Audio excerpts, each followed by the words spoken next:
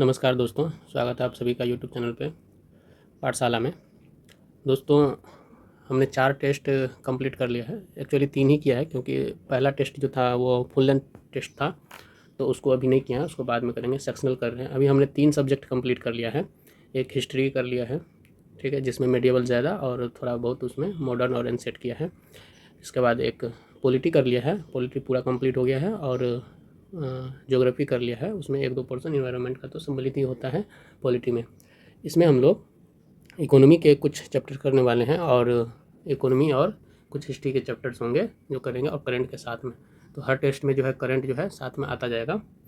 तो दोस्तों, ये एकदम MCQ के ऊपर करके टेस्ट पे जो है रिवीजन जो है सबसे बेस्ट होता है, और इसीलिए हमने आपके लिए ये सीरीज़ शुरू किया है। तो आइए शुरू करते हैं। आगे बढ़ने से पहले आपसे अनुरोध है कि कृपया हमारे चैनल को सब्सक्राइब कर लीजिए, हमें सपोर्ट कीजिए सब्सक्राइब करके, और वीडियो को लाइक कर दीजिए, कमेंट कर दीजिए, अपनी जो राय कमेंट बॉक्स में ज़रूर छोड़िए। ठीक है दोस्तों, तो आइए शुरू करते हैं बिना वक्त गवाए।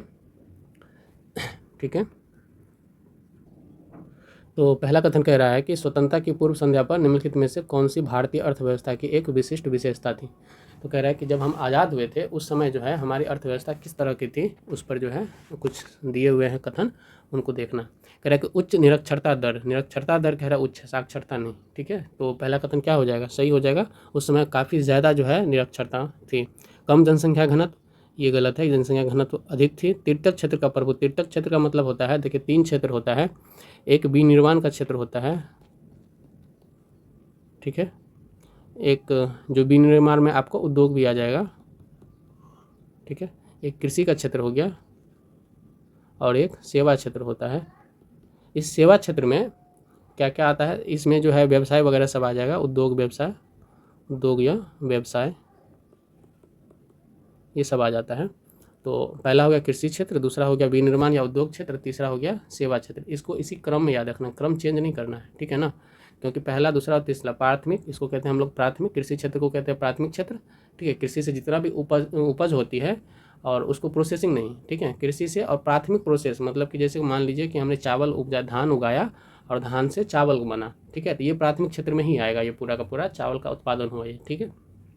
लेकिन अगर चावल बनाकर कोई रेस्टोरेंट खोल रहा है तो वो सेवा क्षेत्र में आ जाएगा, ठीक है ना। कोई रेस्टोरेंट खोल रहा है कि चावल मान ली वहाँ बिक रहा है, तो ये रेस्टोरेंट सेवा क्षेत्र में आ जाएगा, उसकी गिनती हो जाएगी। तो जितनी भी तरह की सेवाएं होती है, जैसे डॉक्टर्स की हो गई, चाहे इंजीनियर्स की हो गई, ये जितने भी तरह की सेवाएं हैं, जो टीचर्स की हो गई, वकील, व्यवसाय, जितने भी तरह के आते हैं वो सब एक सेवा है समाज का, ठीक है। तो इसलिए उस क्षेत्र में हम लोग, तृतीय क्षेत्र में आती है सेवा क्षेत्र। द्वितीय क्षेत्र में आते हैं जितना भी मैन्युफैक्चरिंग होता है ना, उसको द्वितीय क्षेत्र में हम लोग काउंट करते हैं, ठीक है। तो उसको द्वितीय क्षेत्र में क्या करते हैं, काउंट करते हैं। तो ये क्या हो जाएगा हमारा, तृतीय क्षेत्र हो जाएगा, ठीक है। तो कह रहा है तृतीय क्षेत्र का प्रभुत्व, तो सेवा क्षेत्र कह रहा है उस समय में ज़्यादा था। सेवा क्षेत्र करने के लिए, सेवा क्षेत्र में आने के लिए हमारी साक्षरता दर क्या होनी चाहिए, अधिक होनी चाहिए। तो चूँकि साक्षरता दर काफ़ी निम्न थी, तो इसीलिए सेवा क्षेत्र की प्राथमिकता नहीं होगी। उस समय हमारे पास विनिर्माण भी नहीं था, हर तरह के उद्योग, तीनों क्षेत्र में हम क्या थे, पीछे थे, ठीक है। तो कह रहा है कम जनसंख्या घनत्व, तो कम जनसंख्या घनत्व, देश में जनसंख्या घनत्व क्या थी, बहुत ही ज़्यादा थी। विशेषकर उपजाऊ और कृषि उत्पादक क्षेत्रों में क्या थी, घनी आबादी का निवास था, ठीक है। तो दूसरा कथन क्या हो जाता है, गलत हो जाता है। तृतीय क्षेत्र का प्रभुत्व था, तो ये तीसरा कथन भी क्या हो जाएगा, गलत हो जाएगा। भारत में मुख्य रूप से क्या क्या उपज थे उस समय, सूती और रेशमी वस्त्र का ही उत्पादन होता था, ठीक है। धातु और कीमती रत्न आदि के क्षेत्र में जो है हस्तशिल्प उद्योग के लिए प्रसिद्ध था। लेकिन समय जो है, इस समय जो है तृतीय क्षेत्र का प्रभुत्व नहीं देखा जाता था, ठीक है ना। तो तृतीय क्षेत्र का प्रभुत्व नहीं देखा जाता था। तो कह रहा प्राकृतिक संसाधनों में प्रचुर था, तो प्राकृतिक संसाधन हमारे पास उस समय भी थे, काफ़ी मात्रा में थे, ठीक है।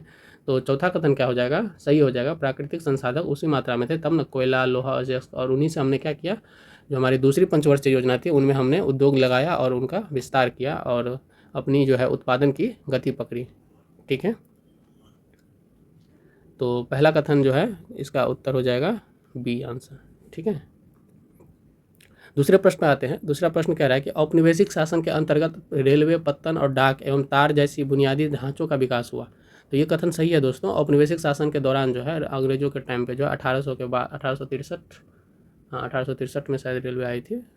तो उस टाइम के बाद जो है रेलवे, पत्तन, डाक और तार जैसे बुनियादी ढांचों का विकास हुआ। ये कथन क्या है, सही है, ठीक है। कह रहा है इस विकास के पीछे का उद्देश्य लोगों को बुनियादी सुविधाएं प्रदान करता था, नहीं, यहाँ गलत है। अंग्रेजों की मंशा विकास करने की नहीं थी, लोगों को सुविधा प्रदान करने थी। चूँकि अंग्रेजों को 1857 में जो है काफ़ी ज़्यादा जो है विरोध देखना पड़ा था, एक भयंकर पूरे देश में विरोध हो गया था और इससे अंग्रेज डर गए थे। अंग्रेज डर गए थे क्योंकि उस समय जो है सैनिकों की, पुलिस की जो है कनेक्टिविटी आसान नहीं थी और उनको मॉनिटर करना, उनको जो कंट्रोल करना बहुत ही मुश्किल था।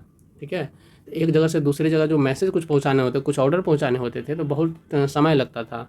ठीक है, सैनिकों के मूवमेंट में बहुत ज़्यादा वक्त लगता था, तो इससे क्या होता था, उनके प्रशासन दक्षता में जो है तो दिक्कत होती थी। तो इसी वजह से जो है अंग्रेज़ क्या किए, पहले रेलवे लाए, फिर धीरे धीरे जो है पहले पत्तन, डाक, जितने भी बंदरगाह वगैरह सब थे, डाक और तार जैसी सुविधाएं, ताकि तेज़ी से जो है मैसेज पहुंच सके।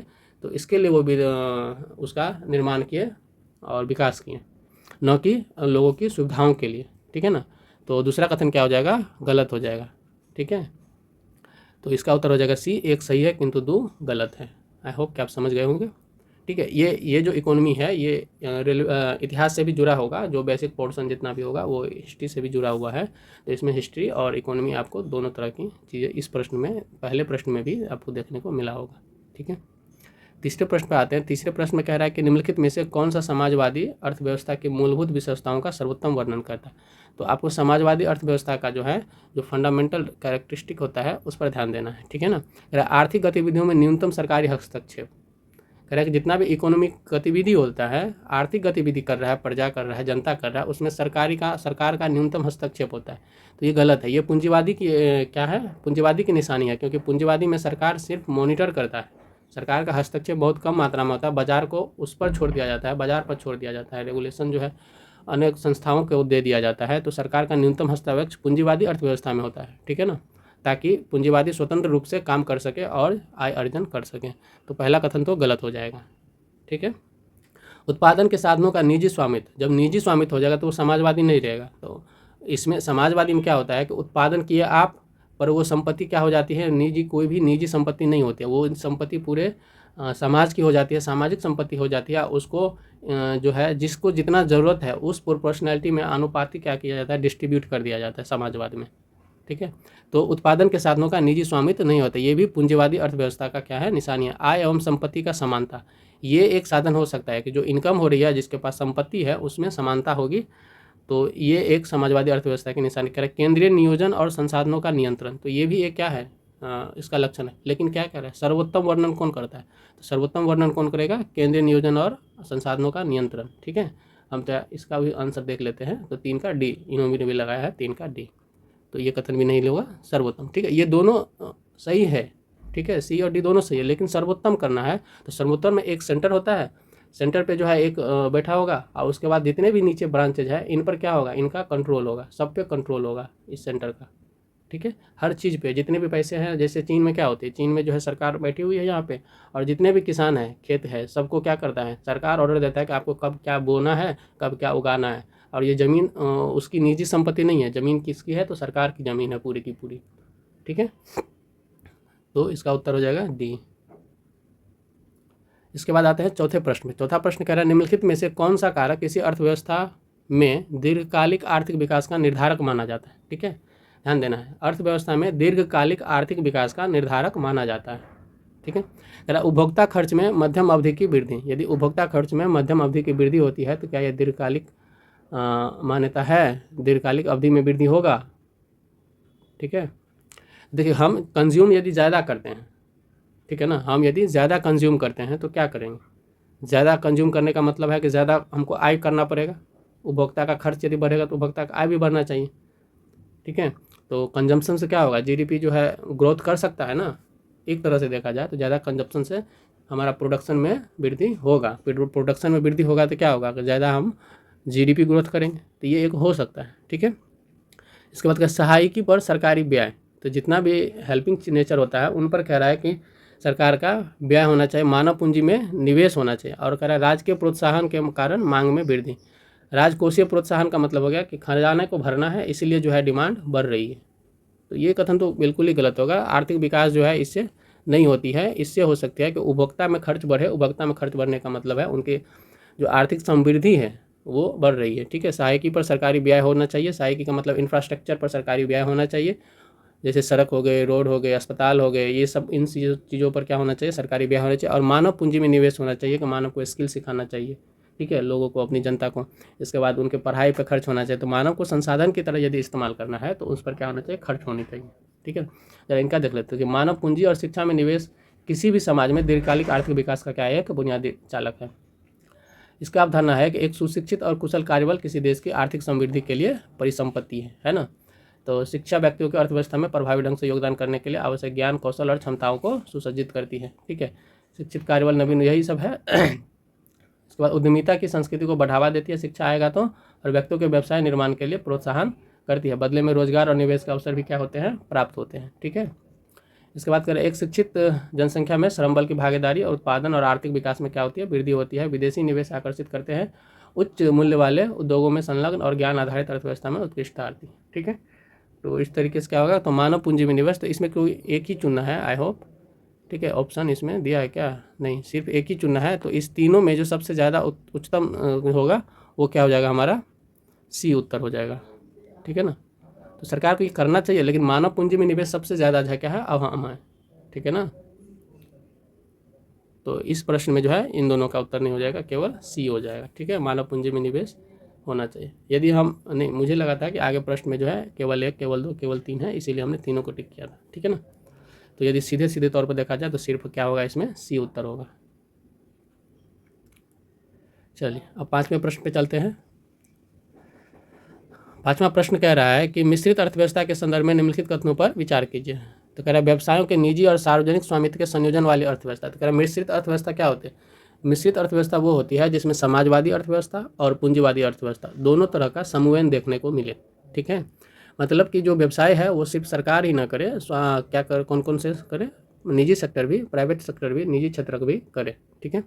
तो व्यवसायों के निजी और सार्वजनिक स्वामित्व के संयोजन वाली अर्थव्यवस्था है। पहला तो स्टेटमेंट देखने से तो सही लग रहा है। दूसरा को पढ़ते हैं, कह रहा है कि एक ऐसी अर्थव्यवस्था जहाँ सभी आर्थिक निर्णय सरकार द्वारा लिए जाते, ये गलत हो जाएगी ना, ये तो सरासर गलत है।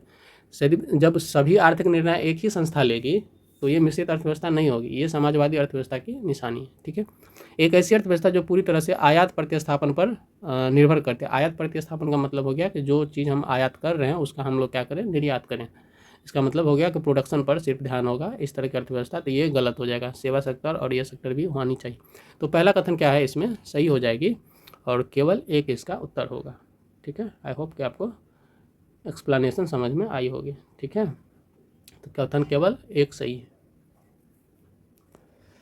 अब आते हैं 6ठे नंबर प्रश्न पे। चूँकि ये रिवीजन है और थोड़ा इसीलिए हम थोड़ा तीव्र करना चाहते हैं, और लाइन बाय लाइन पढ़ना नहीं चाहते हैं। मतलब जहाँ आपको लगे या मुझे ज़रूरत हो कि यहाँ देखना चाहिए, वहाँ हम आपको लाइन बाय लाइन पढ़ के बता देंगे, ठीक है ना। कह रहे 6ठा प्रश्न कह रहा है कि उच्च मुद्रास्फीति दर, उच्च बेरोजगारी दर, निम्न निर्धनता दर, निम्न साक्षरता दर, इस पर विचार करना है। कह रहा है उपरोक्त में से कितने किसी देश में आर्थिक विकास के प्रमुख सकारात्मक संकेत माने जाते हैं।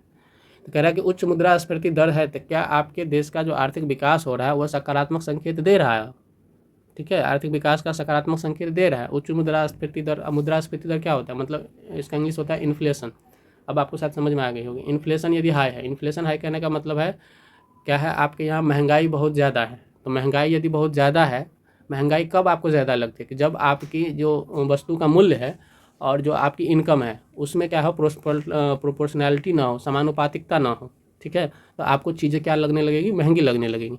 और जब महंगाई, यही अनुपात जो है, दर जो है, आय से खर्च बढ़ जाती है, आय के अनुपात में खर्च यदि बढ़ जाती है तो मुद्रास्फीति क्या होगी, बढ़ गई, इन्फ्लेशन बढ़ गई। तो ये आपके आर्थिक विकास की सकारात्मक संकेतक है नहीं है, क्योंकि आय आपकी बढ़ नहीं रही है और खर्च आपकी बढ़ गई है। तो इससे क्या होगा, इससे ये होगा कि आपकी जो बचत हो रही थी वो धीरे धीरे क्या होगी, कम हो गई। तो आपकी आर्थिक विकास, आर्थिक समृद्धि कम हो जाती है ना। तो ये कथन क्या हो जाएगा, गलत हो जाएगा। ये आर्थिक विकास के प्रमुख सकारात्मक संकेतक नहीं माने, ये नकारात्मक संकेतक होंगे, ठीक है। उच्च बेरोजगारी दर, तो ये भी क्या हो जाएगा, गलत हो जाएगा, क्योंकि बेरोजगारी दर यदि उच्च है तो आपको क्या होगी, रोज़गार नहीं मिलेगा। रोज़गार नहीं मिलने का क्या मतलब है, रोज़गार नहीं मिलने का मतलब है कि आपके पास जो है आय कम है, ठीक है।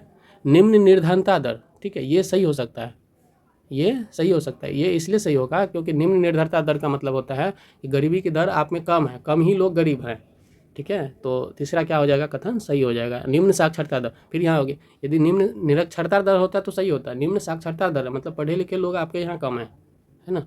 तो ये क्या हो जाएगी, गलत हो जाएगा। तो केवल इसका एक उत्तर हो जाएगा। तो ये सकारात्मक संकेत क्या है, चौथा नहीं है, दूसरा नहीं है, पहला नहीं है। तो निम्न निर्धारित दर क्या है, आर्थिक विकास में आपके एक सकारात्मक संकेतक है। ठीक है, अब आते हैं हम लोग 7वें प्रश्न पे। ठीक है, डिटेल यदि पढ़ना चाह रहे हैं तो आप लोग जो है इसको पॉज करके वीडियो को आप पढ़ सकते हैं, लिखना चाहे, नोट करना चाहे, जो भी करना चाहे आप कर सकते हैं। ठीक है ना।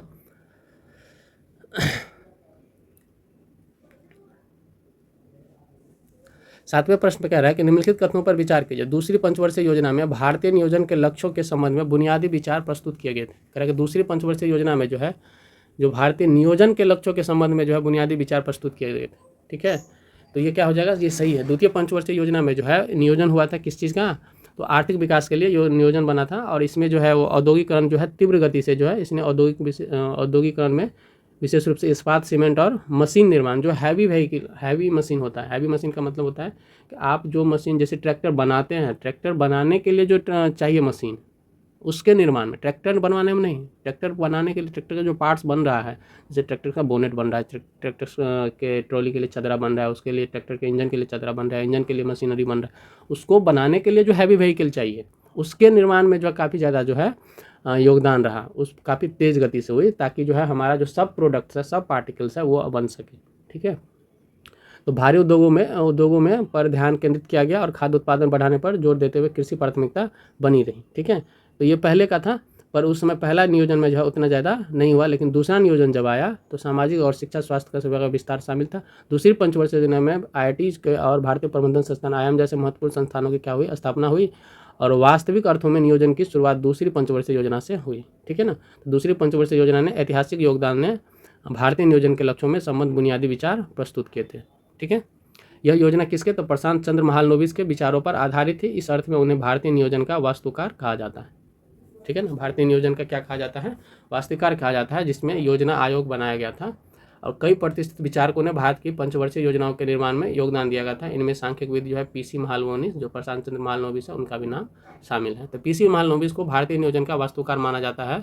तो ये दोनों कथन क्या है, सही है। ठीक है, अब आते हैं हम लोग 8वें प्रश्न में। 8वां प्रश्न कह रहा है कि स्वतंत्र भारत में भू सुधारों के संदर्भ में निम्नलिखित में से कौन सा कथन सही है। तो स्वतंत्र भारत में कह रहा है कि भू सुधार के लिए कौन सा कथन सही है, तो बताइए। कह रहा है पहला कथन इसमें कह रहा है कि इसमें व्यावसायिक उद्देश्यों के लिए कृषि भूमि का निजीकरण करने की परिकल्पना की गई थी। तो क्या व्यावसायिक उद्देश्यों के लिए कृषि भूमि का निजीकरण करने की परिकल्पना की गई थी, तो पहला कथन क्या है, गलत है ना। पहला कथन क्या लग रहा है, गलत लग रहा है, क्योंकि व्यावसायिक नहीं, लोगों में जो है समानता आए, इसके लिए भूमि का क्या कर निजीकरण करके उनको वितरण करना था। ठीक है, तो पहला कथन गलत हो जाएगा। इसका उद्देश्य कृषि प्राथमिकता में वृद्धि के लिए बड़ी भूमि जोत को प्रोत्साहित करना था। ठीक है, बड़ी भूमि जोत को तो प्रोत्साहित करना था, लेकिन तुरंत बाद नहीं, बाद में आया ये। ठीक है, तो ये भी जो है नहीं होगी। ठीक है ना, इसने अधिकतम सीमा में कोई छूट नहीं दी, ये अधिकतम सीमा में कोई छूट नहीं दी, तो ये सही लग रहा है। पर देख लेते डी क्या है। अरे इसका उद्देश्य भूमिहीन और हाशिए पर रहने वाले किसानों को भूमि का पुनर्वितरण करना था, तो ये ज़्यादा सही है, इसलिए इस प्रश्न में सी उत्तर नहीं होगा। ठीक है ना, तो इसका उद्देश्य क्या होगा, भूमिहीन और हाशिए पर रहने वाले किसानों को भूमि का पुनर्वितरण करना था स्वतंत्रता के बाद। ठीक है, तो इसीलिए 1991 में जो है पहला जो है संविधान संशोधन भी लाया गया था, ताकि जो है भूमि सुधार कानून को जो है शेड्यूल किस में डाल दिया जाए, शेड्यूल 9 में डाल दिया जाए, ताकि और शेड्यूल 9 को जुडिशरी एक्टिविटी से रिव्यू से बाहर रखा जाए।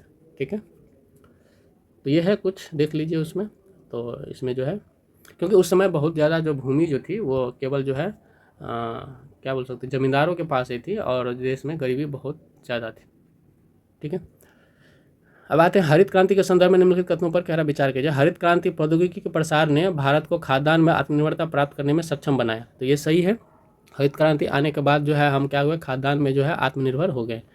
उच्च उपज वाले किस्म, ठीक है, हाई यील्डिंग जो वेराइटीज़ थी, उसमें जो है कह रहा है कि ये के बीजों का उपयोग पंजाब और आंध्र प्रदेश जैसे अधिक समृद्ध राज्यों तक ही सीमित था। ठीक है, तो दूसरा कथन क्या हो जाएगा इसमें, पंजाब और आंध्र प्रदेश जैसे राज्यों तक ही सीमित था, तो दूसरा कथन क्या हो जाएगा, सही हो जाएगा, क्योंकि हरित क्रांति के पहले चरण में 1960 के दशक में आया था और 70 के दशक तक। तो कह रहा है इसमें जो बीजों का प्रयोग था पहले चरण में, वो आंध्र प्रदेश और तमिलनाडु जैसे समृद्ध राज्यों तक ही क्या रह गया था, सीमित रह गया था। ठीक है, ये फैक्चुअल है। कह रहा है कि इसने छोटे और बड़े किसानों के बीच असमानताओं को बढ़ाया, तो ये सही है, छोटे और बड़े किसानों के बीच असमानताओं को बढ़ाया है और काफ़ी मात्रा में बढ़ाया है, ये थोड़ा गलत हो जाए क्योंकि ये विरोधाभास या प्रतीत नहीं हो रहा है आपको, विरोधाभास या प्रतीत हो रहा है, तो इसलिए तीसरा कथन को क्या हो जाएगा, गलत हो जाएगा। ठीक है, छोटे और बड़े किसान के बीच जो है काफ़ी बड़े किसानों के बीच जो असमानताओं को बढ़ाया, नहीं छोटे किसान भी क्या करते थे, बीज खरीद के उपजाऊ कर सकते थे। ठीक है ना, तो ये कथन का हम नहीं मानते हैं, तो इसीलिए क्या हो जाएगा, इसका 2 उत्तर हो जाएगा।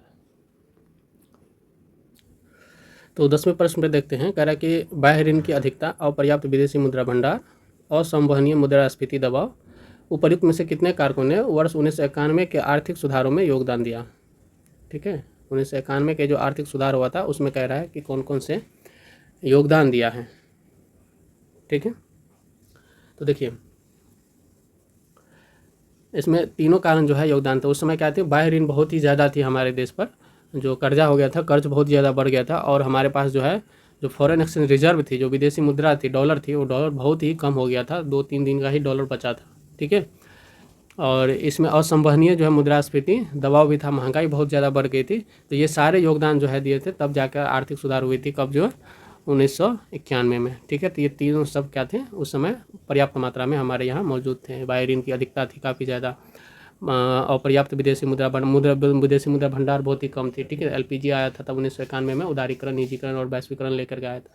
भुगतान संतुलन को बनाने के लिए जो है क्या थी, हमारे पास गंभीर संकट का सामना करना पड़ गया था। भुगतान संकट का मतलब क्या होता है कि आपके पास ऋण चुकता का, ऋण का ब्याज देने के लिए जो आपके पास पैसा नहीं बचा है, या कोई माल खरीदना चाहते हैं, आप कहीं से लेना चाहते हैं, तो आपके पास देने के लिए वो पैसे नहीं है। ठीक है, तो भुगतान संकट यही होता है।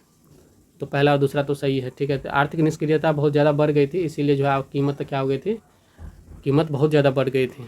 ठीक है ना, तो 10 का सी उत्तर हो जाएगा। 11 में कह रहा है कि वैश्विक अनुमान के अनुसार भारत 2023 और 2024 में विश्व की सबसे तेज़ी से बढ़ती अर्थव्यवस्था होगी। तो दुनिया अनुमान लगा रहा है कि 23 और 24 में जो है विश्व की सबसे बढ़ती अर्थव्यवस्था होगी। ये पिछला ही क्वेश्चन है। ठीक है, तो ये पहला स्टेटमेंट सही है। पहला स्टेटमेंट क्या है, सही है। ठीक है ना, थी भी दुनिया में सबसे ज़्यादा जो तेज़ी से बढ़ती हुई अर्थव्यवस्था क्या थी, भारत की थी। तो पहला स्टेटमेंट सही है। दूसरा कह रहा है कि भारत महामारी के बाद खुदरा क्षेत्र में तेज़ी का अनुभव कर रहा है, और हाल ही में बैंकों के तुलन पत्र मतलब बैलेंस शीट, जो उनका खर्च और इनकम का होता है वो, ठीक है, में सुधार से भी नए निवेश आकर्षित हो रहे हैं। उसमें जो सुधार होता है उससे कह रहा है कि नए निवेश क्या आकर्षित हो रहे हैं। तो ये कथन भी सही है। क्यों कह रही है, क्योंकि हमारा जो है इकोनॉमी तेज़ी से बढ़ रही है, तो इसलिए उत्तर इसका ये हो जाएगा। ठीक है, ठीक है, तो वैश्विक विकास में कह रहा 15% का योगदान देगा। अकेले भारत जो है उसमें 15% के रेट से ग्रोथ करेगा। ठीक है, कह रहा है कि क्योंकि महामारी के बाद जो खुदरा का उछाल और तेज़ी से बैंकों में तुलन पत्र में सुधार होगा, तो इससे क्या होगा, निवेश आकर्षित हो रहा है, क्योंकि उनका ट्रस्ट बढ़ रहा है भारतीय में। ठीक है, विश्व की 5वीं और सबसे बड़ी अर्थव्यवस्था जो है बन चुकी हैं, और 31 मार्च 2024 को समाप्त होने वाले वित्तीय वर्ष में 6% की दर से बढ़ने की क्या है, संभावना है। आते हैं 12 नंबर पे। सॉरी, इसमें कह रहा है कि पहला स्टेटमेंट कह रहा है कि वस्तु एवं सेवा कर के संदर्भ में करना है। ठीक है ना, जीएसटी के आधार पर यह केंद्रीय वस्तु एवं सेवा कर अधिनियम 2017 के तहत स्थापित एक सांविधिक निकाय है। सांविधिक मतलब कानून बनाकर इसको क्या कर दिया गया है, लागू कर दिया गया। तो बताइए पहला कथन सही है कि गलत है। तो पहला कथन क्या है, सही नहीं है, गलत है, क्योंकि संविधान में परिवर्तन करके किया गया था। ठीक है ना, अनुच्छेद 279A के तहत जो है उनको संवैधानिक निकाय बनाया गया है, क्योंकि इसमें चेंज किया गया था। ठीक है, 100 कितना 97वां संविधान संशोधन किया गया था ना। ठीक है, 103वां, सॉरी 103वां जो है संविधान संशोधन करके जीएसटी को लागू किया गया था, तो इसको संवैधानिक निकाय माना गया है। तो पहला कथन क्या हो जाएगा, गलत हो जाएगा। केंद्रीय वित्त मंत्री परिषद का जो है, केंद्रीय वित्त मंत्री जीएसटी परिषद का जो है उपाध्यक्ष होता है, तो ये भी गलत हो जाएगा। केंद्रीय वित्त मंत्री जो है इसका अध्यक्ष होता है। ठीक है, अध्यक्ष कौन होगा, केंद्रीय वित्त मंत्री होगा, मंत्री वस्तु एवं सेवा कर परिषद यानी कि जीएसटी काउंसिल, जीएसटी परिषद का। परिषद में निर्णय उपस्थित एवं मतदान करने वाले सदस्यों के 75% भारित मतों के बहुमत से किए जाते हैं। तो तीसरा कथन क्या है, सही है। इसमें कम से कम कितना मत होना चाहिए, किसी भी चीज़ को लागू करने के लिए 75% मत बहुमत होना चाहिए। कह रहा है कि परिषद जीएसटी में शामिल किए जाने वाले करों के लिए सिफारिशें करती है, तो ये भी सही है। परिषद ही डिसाइड करेगी कि जीएसटी में जो है किन किन मदों को शामिल किया जाए। मद मतलब वस्तु, कौन कौन से वस्तु शामिल किया जाए, तो ये परिषद ही सिफारिश करती है। ठीक है, तो परिषद क्या क्या सिफारिश करते हैं, तो कर में छूट जीएसटी में जो है शामिल किए जाए या नहीं जाए। ठीक है, इसके बाद छूट एवं सीमा को, जीएसटी दरों को, जीएसटी से संबंधित कानून और प्रक्रियाओं पर जो परिषद क्या करती है, सिफारिश करती है। ठीक है। इसमें यदि मतों का हिस्सा देंगे, मत जो है परिषद में मत का हिस्सा, तो केंद्र का कुल मत कितना है, 1/3 मत है केंद्र का, ठीक है। मतलब बिना केंद्र के रजामंदी से कुछ नहीं हो सकता, ठीक। और राज्य सभी को मिला करके जो है 2/3 हिस्सा है, ठीक है। जीएसटी परिषद को एक सामंजस्यपूर्ण संरचना और वस्तुओं और सेवाओं के लिए एक सामंजस्यपूर्ण राष्ट्रीय बाजार की आवश्यकताओं के द्वारा निर्देशित किया जा सकता है, ठीक है। तो इसमें 2 कथन सही हो गए, तो बी इसका उत्तर हो जाएगा। 13वें प्रश्न में आते हैं, कह रहा है कि भारतीय प्रतिभूति और विनिमय बोर्ड सेबी, ठीक है, के संदर्भ में निम्नलिखित कथनों पर विचार करना है। तो पहला स्टेटमेंट क्या कर रहा है कि यह संस्थाओं या व्यक्तियों को प्रतिभूतियों के क्रय विक्रय या विनिमय करने से रोक सकता है। तो यह संस्था जो है व्यक्तियों को प्रतिभूतियों के क्रय विक्रय या विनिमय करने से रोक सकता है, तो पहला कथन क्या है, सही है, ठीक है ना। सेबी जो है रेगुलेटरी बॉडी है, तो सेबी रेगुलेशन दे सकती है कि भाई किसको जो है सिक्योरिटी बेचना चाहिए और किसको खरीदना चाहिए, तो क्रय विक्रय करने से ये रोक सकती है, ठीक है। कि यह भारत में कंपनियों के निगमन, प्रबंधन और प्रशासन को नियंत्रित करता है, ठीक है। तो कंपनी को कह रहा है निगमन, निबंधन और प्रशासन को नियंत्रित करता है, तो क्या ये सही है? तो दूसरा कथन क्या हो जाएगा, गलत हो जाएगा, ठीक है। कंपनी अधिनियम जो कंपनी जो चलती है वो कंपनी अधिनियम 2013 के नियम के तहत चलती है, ठीक है। तो ये क्या हो जाएगा, गलत हो जाएगा। कंपनी अधिनियम 2013 के कानून के आधार पर चलती है, जिसमें कंपनी का निगमन, प्रबंधन और प्रशासन को नियंत्रित किया जाता है, ठीक है। यह स्टॉक बाजारों को पूरी तरह चुनिंदा तरीके से कारोबार बंद करने का निर्देश दे सकता है, तो ये सही है, यह स्टॉक बाजार को दे सकता है, कंपनी को नहीं। प्रतिभूतियों के साथ साथ यह भारत में पण्य बाजार, ठीक है, मतलब रत्नों का जो बाजार होता है उसका भी सरोकार रखता है, तो ये भी सही है। तो 3 कथन सही है इसमें, ठीक है। तो बाजार पर अंकुश लगाने में सेबी की भूमिका, तो सेबी जो है बाजार की अस्थिरता को रोकने के लिए हस्तक्षेप नहीं करता है, बल्कि स्टॉक एक्सचेंज में अत्यधिक अस्थिरता रोकने के लिए जो है ऊपरी और परिपथ निष्पन्द डिफॉल्टर सर्किट डिफॉल्टर होता है वो।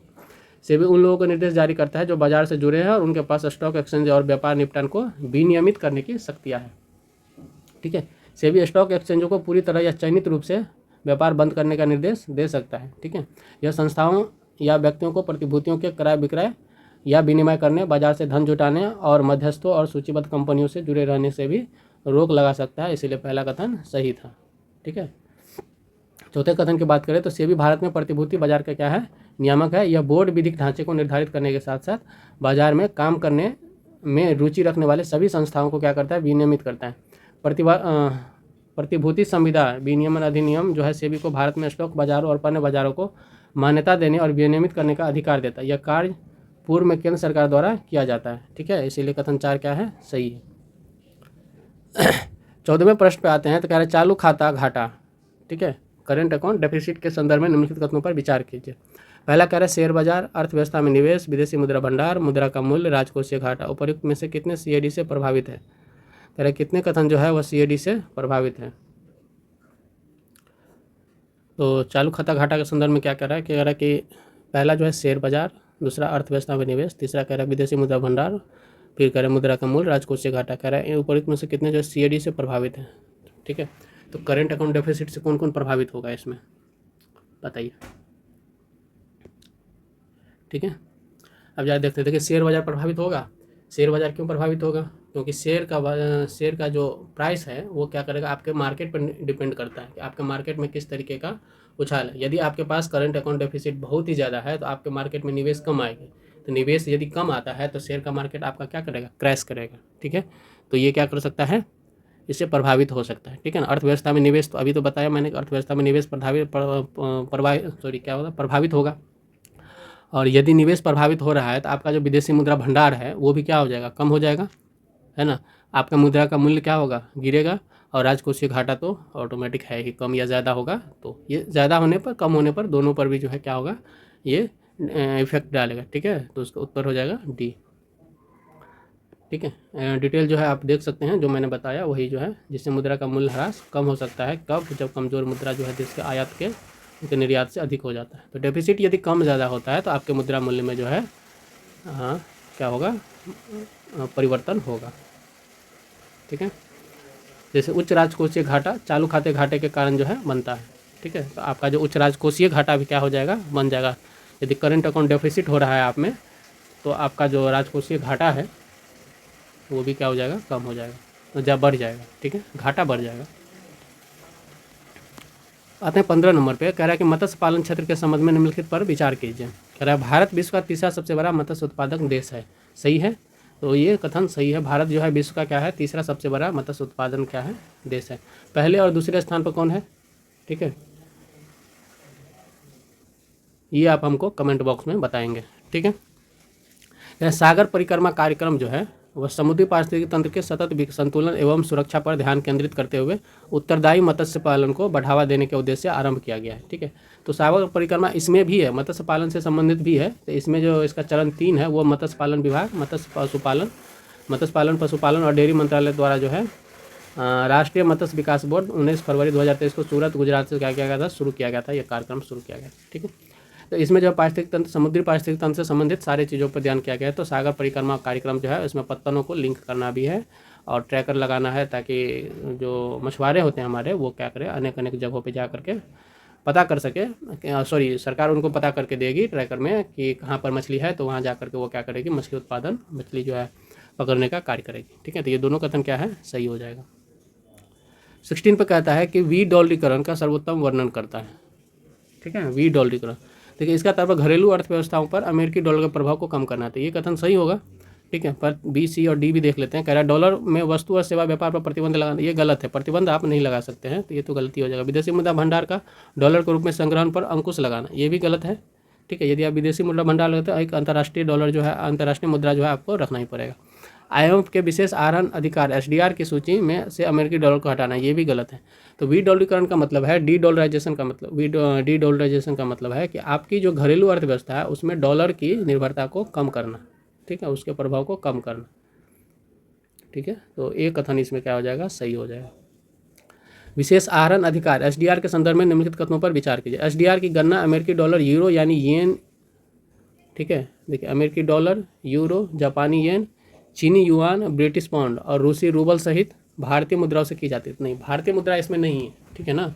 SDR की गणना में भारतीय मुद्रा नहीं है, तो ये कथन क्या हो जाएगा, गलत हो जाएगा, ठीक। कह रहा है गिग वर्क, SDR प्रत्येक सदस्य देश की कोटा राशि के आधार पर आवंटित किए जाते हैं, तो ये क्या है, दूसरा सही है, ठीक है। SDR जो है प्रत्येक सदस्य की कोटा राशि पर आवंटित की जाती है। तो SDR में कौन कौन है, अमेरिकी डॉलर है, यूरो है, जापानी येन है, चीनी युआन है और ब्रिटिश पाउंड है, रूसी रूबल भी नहीं है उसमें, ठीक है।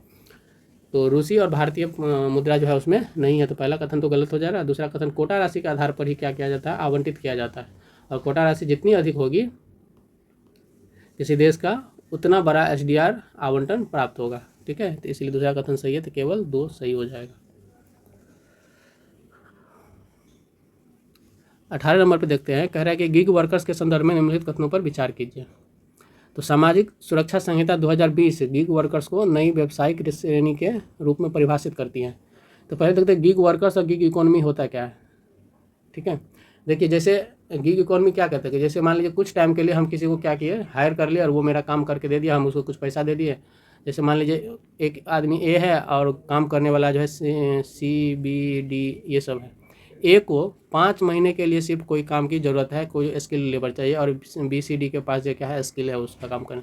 A क्या करेगा कि इस में से किसी को भी वो हायर कर लेगा, हो सके तीनों को यदि ज़रूरत है तो तीनों को वो हायर कर लेगा, सिर्फ 5 महीने के लिए या फिर 1 महीने के लिए या 1 दिन के लिए, जितनी उनकी काम है कार्य क्षमता के हिसाब से इसको क्या करेगा, हायर कर लेगा।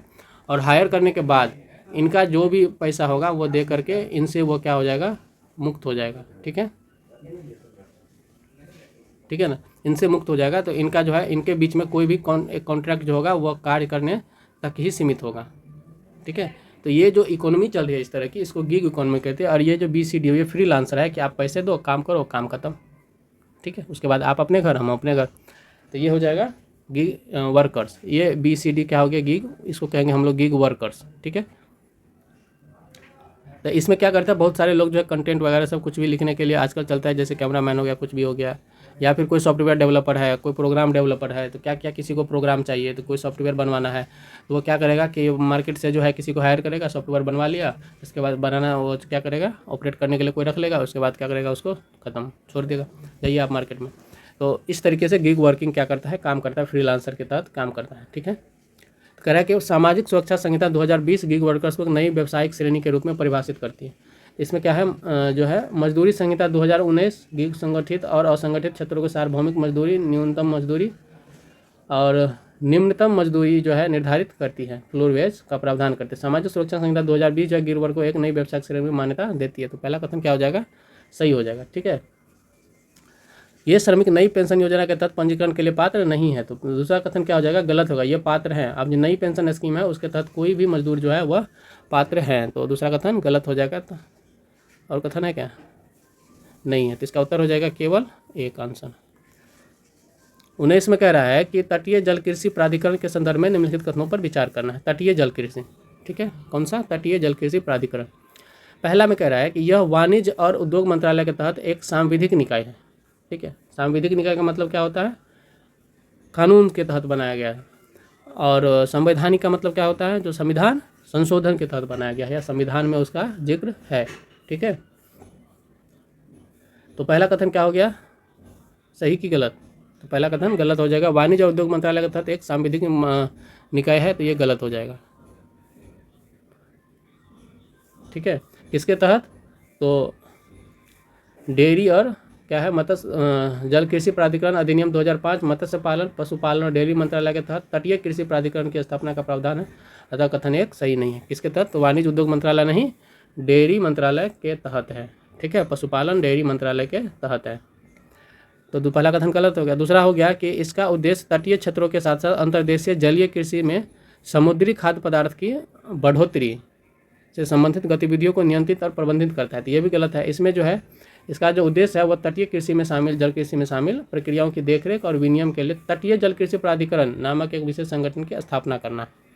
ठीक है, तो ये भी कथन क्या हो जाएगा, गलत हो जाएगा। तो इसका उत्तर हो जाएगा डी, न तो एक न ही दो।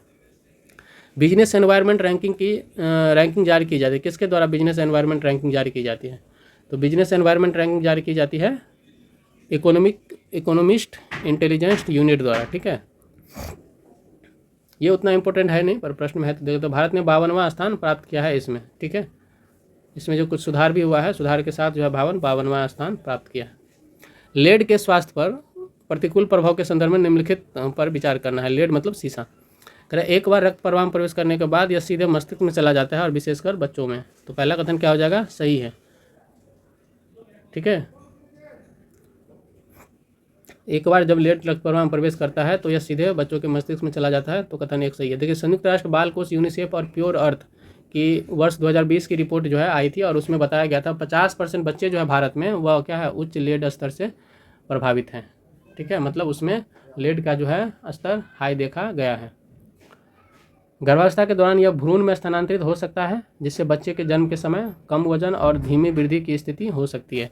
तो दूसरा कथन क्या कह रहा है, गर्भावस्था के दौरान बच्चे में भ्रूण के स्थानांतरित हो सकता है, भ्रूण में, और जिससे जन्म के समय कम वजन हो सकता है। तो दूसरा कथन भी क्या है, सही है। ठीक है,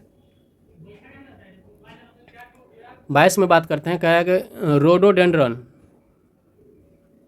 के संदर्भ में निम्नलिखित पर विचार कीजिए। इसे कह रहा है जलवायु परिवर्तन के लिए सूचक प्रजाति माना जाता है। रोडोडेंड्रन को कह रहा है जलवायु परिवर्तन के लिए सूचक प्रजाति माना जाता है। अब देखिए, सूचक प्रजाति कौन होता है, ठीक है, तो जरा हम लोग शॉर्ट में देखते हैं सूचक प्रजाति कौन होता है। तो सूचक प्रजाति होता है कि वो प्रजाति जिसके रहने या नहीं रहने से पर्यावरण पर प्रभाव पड़ता है। ठीक है, अब जैसे मान लीजिए कि सूचक प्रजाति हुआ कि जैसे कोई हरा घास खाता है, ठीक है, मान लीजिए हरा घास खाता है, तो वो जहाँ वो है इसका मतलब है कि वहाँ क्या है, घास ज़्यादा है ना, तो वो क्या हो गया कि सूचक प्रजाति हो गया। ठीक है, तो भारतीय वनस्पति सर्वेक्षण ने rhododendron of Sikkim and Darjeeling Himalaya in illustrated account शीर्षक से क्या किया, एक रिपोर्ट प्रकाशित किया जिसमें डेंड्रॉन को 45 टैक्सा यानी कि जीव वैज्ञानिक वर्गीकरण होता है एक, में सूचीबद्ध किया है उसको। ठीक है, इसकी प्रजाति का आकार जो है चमकीले रंग के कारण जो है लोकप्रिय सजावटी पौधों के रूप में इनका विख्यात है। तो रोडोडेंड्रन सदाबहार और पर्णपाती झाड़ी होता है, छोटे वृक्ष होते हैं और इसका तना इतना चौड़ा होता है, पत्ते क्या होते हैं, सख्त होते हैं। ठीक है, तो तीसरा कथन कह रहा है सदाबहार पर्णपाती झाड़ियाँ हैं जिसके पत्ते सख्त होते हैं, तो ये तो कथन सही है। भारत में गुलाबी रोडोडेंड्रन हिमाचल प्रदेश के राजकीय पुष्प है। ठीक है, पश्चिम बंगाल का राजकीय पुष्प है, तो ये गलत हो जाएगा, हिमाचल प्रदेश का राजकीय पुष्प है। और रोडोडेंड्रन अर्बोरम नागालैंड का राजकीय पुष्प और उत्तराखंड का आधिकारिक राज्य वृक्ष है। ठीक है, रात्रि में खिलने वाली चमेली पश्चिम बंगाल का राजकीय पुष्प है, तो ये गलत हो जाएगा। इसके बाद रोडोडेंड्रन जलवायु परिवर्तन के संकेतक प्रजाति माना जाता है क्योंकि इसकी कुछ प्रजातियों में पुष्पन का मौसम जनवरी की शुरुआत में देखा जाता है। ठीक है, तो पहला और तीसरा क्या हो जाएगा, सही हो जाएगा। तो कथन दो जो है इसमें दो कथन सही है, एक गलत है। तो इसका उत्तर हो जाएगा बी। ठीक है, आई होप कि आपको रोडोडेंड्रॉन के बारे में कंप्लीट नॉलेज मिल गई होगी। 23वां सवाल कह रहा है कि कृत्रिम तंत्रिका तंत्र नेटवर्क जो है के संदर्भ में निम्नलिखित पर विचार करना है। ANN एक अभिकालिक, इसमें देखिए कृत्रिम तंत्रिका मतलब artificial neuron network, neurotic network. ठीक है, ये साइंस टेक के थोड़ा प्रश्न आ जाते हैं। कह रहा है कि ANN एक अभिकलात्मक मॉडल है जो मानव मस्तिष्क में उपस्थित तंत्रिका कोशिकाओं के समान कार्य करता है। तो पहला कथन सही है। देखिए ANN क्या होता है कि मशीन लर्निंग का एक महत्वपूर्ण उपसमुच्चय है। ठीक है ना, मशीन लर्निंग के तहत ये आता है, जो कंप्यूटर वैज्ञानिकों जटिल कार्यों जैसे कि रणनीति निर्माण, भविष्यवाणी और रुझानों को पहचानने में क्या करता है, उसका मदद करता है। यह एक अभिकलात्मक मॉडल है। ठीक है, मतलब कैलकुलेशन पर आधारित है, जो फ्यूचर भी क्या करता है, कैलकुलेट करता है आपके प्रेजेंट और पास्ट के इन्फॉर्मेशन के आधार पर। ठीक है, तो मानव मस्तिष्क में उपस्थित तंत्रिका कोशिकाओं के समान यह क्या करता है, कार्य करता है। इसे मानव मस्तिष्क के विश्लेषण और सूचनाओं के संसाधित करने के तरीके अनुकूलन करने के लिए विकसित किया गया है। तो पहला कथन क्या हो जाएगा, सही हो जाएगा। ये जो है हाइब्रिड आर्टिफिशियल में आ रहा है, जिसके तहत जो है मशीन जो है खुद ही सीख करके, मशीन सीखेगा। मशीन लर्निंग का मतलब होगा कि मशीन सीखेगा, हमारी व्यवहार, हमारा सोचने का तरीका, हर चीज़ हमारा सीखेगा और फिर उसके आधार पर वो रिएक्ट करेगा। ठीक है, तो उसी तरीके का रिएक्ट बनाया जा रहा है। ठीक है, तो आरंभिक चरणों में ANN में क्या होता है, भारी मात्रा में डेटा फीड किया जाता है। अधिकतर मामलों में आगत प्रदान करने और निर्गत क्या होगा इसके बारे में नेटवर्क को सूचित करके प्रशिक्षण दिया जाता है। कहीं ना भी वही किया जाता है। ठीक है, दूसरा कथन कह रहा है कि इसमें कि ANN को मुख्य रूप से क्वांटम कंप्यूटिंग तकनीक का उपयोग करके कार्यान्वित किया जाता है। ठीक है, तो देखिए क्वांटम न्यूरल नेटवर्क क्या होता है। Quantum neural network machine learning क्या है, ये भी मॉडल है, और इसका जो एल्गोरिदम है वह क्वांटम कंप्यूटिंग और कृत्रिम तंत्रिका नेटवर्क की अवधारणाओं को जोड़ता है ये। ठीक है, क्वांटम न्यूरल नेटवर्क अभी भी अपने विकास चरण में, इसका अभी उपयोग नहीं हो रहा है। तो देखिए मशीन लर्निंग में कितने सारे, जैसे डीप लर्निंग है जो सबसे जटिल होता है, डीप लर्निंग है, इसके बाद उसके ऊपर थोड़ा कम है। देखिए आर्टिफिशियल लर्निंग इंटेलिजेंस में बहुत सारी चीज़ें आती है। तो आर्टिफिशियल इंटेलिजेंस एक अम्ब्रेला हुआ, एक पूरा का पूरा होल हुआ, उसके अंदर में आ जाता है कहाँ से, आपका मशीन लर्निंग आ गया। ठीक है, आर्टिफिशियल इंटेलिजेंस के अंदर में ही मशीन लगा, उसमें भी आ गया आर्टिफिशियल न्यूरल नेटवर्क। ठीक है, आर्टिफिशियल न्यूरल नेटवर्क ANN जो भी बात करें, उसके बाद उसके भी अंदर आ गया डीप लर्निंग। ठीक है, उसके भी अंदर आ जाएगा quantum network, quantum neural network. तो ये इस तरह की क्या है कि और जो टेक्नोलॉजी आगे बढ़ती जाती है तो मशीन सीखते जाता है। ठीक, तो ये आप एक क्रम है जिसको आप याद रख सकते हैं कि कहाँ पर क्या होता है। तो दूसरा कथन क्या हो जाएगा, सही हो जाएगा, सॉरी गलत हो जाएगा। ठीक है ना, तो तंत्रिका नेटवर्क मुख्य रूप से शास्त्रीय कंप्यूटिंग तकनीक का उपयोग करके कार्यान्वित करता है। शास्त्रीय मतलब जो परंपरागत चल रही है एनालॉजिकल मेथड, अभी वही करते, उसी का उपयोग करके गणना करती है। ठीक है, और शास्त्रीय बिट्स तकनीक पर यह भी क्या है, आधारित है। तो दूसरा गलत हो जाएगा, इसमें क्वांटम कंप्यूटिंग अभी नहीं इस्तेमाल किया गया कहीं भी। ठीक है, 24वें नंबर प्रश्न में आते हैं। तो इसमें कह रहा है कि विशेष विवाह अधिनियम स्पेशल मैरिज एक्ट 1954 के संदर्भ में निम्नलिखित पर विचार करना है। अधिनियम की प्रयोजनता मुसलमानों और ईसाइयों को छोड़कर सभी धर्मों पर लागू होती है। तो ये कथन गलत है दोस्तों। अभियोजन, ये जो स्पेशल मैरिज एक्ट है ये हर धर्म पे लागू होती है। ठीक है, न कि सिर्फ हिंदू या फिर मुसलमान ईसाइयों को छोड़ करके। तो ये गलत हो जाएगा। ठीक है ना, कह रहा है कि किसी भी व्यक्ति को विवाह की तिथि से 30 दिनों की समाप्ति के पूर्व जो है विवाह पर आपत्ति जताने की अनुमति देती है। तो दूसरा कथन क्या हो जाएगा, सही हो जाएगा। 30 दिन पहले जो है विवाह पर क्या करते हैं, आपत्ति जता सकते हैं। धारा 5 कह रहा है कि पक्षों को क्या करना चाहिए, विवाह से पहले अधिकारी को लिखित सूचना देनी पड़ती है। और इस अधिसूचना की तारीख से, जब अधिसूचना दी जा रही है उस तारीख से ठीक 30 दिन पूर्व से जो है वह कम से कम कहाँ है, जिले में रह रहा। ठीक है, तो ये जो अभियोजिता है, ये प्रयोजिता है, वो सभी धर्मों पर लागू होती है।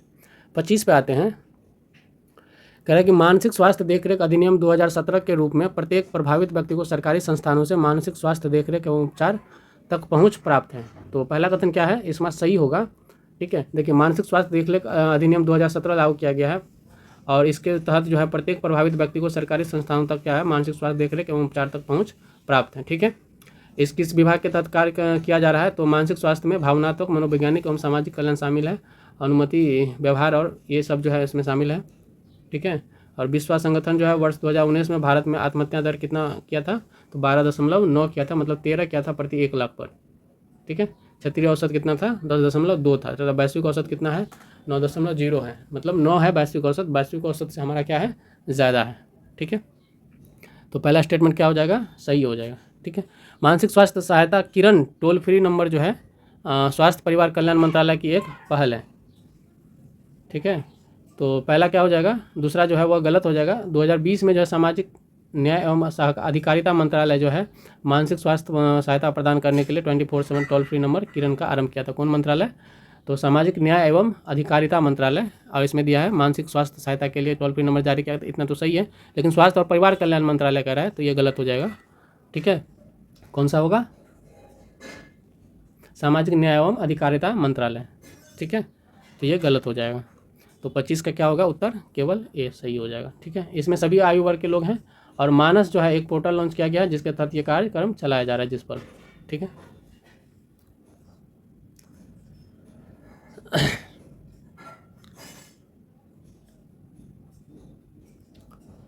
छब्बीस में कह रहा है कि आरक्षित नकदी नीति अनुपात कैश रिजर्व रेशियो, ठीक है, वह जमा राशि है जिसे बैंकों को निर्दिष्ट तरल संपत्ति के रूप में रखना चाहिए, ठीक है। जो बैंक को जो है उसमें क्या करता है, जमा करने के लिए देता है, ठीक है। मेंटल हेल्थ केयर एक्ट जो है 2017 का आप देख सकते हैं इसमें किस तरीके से।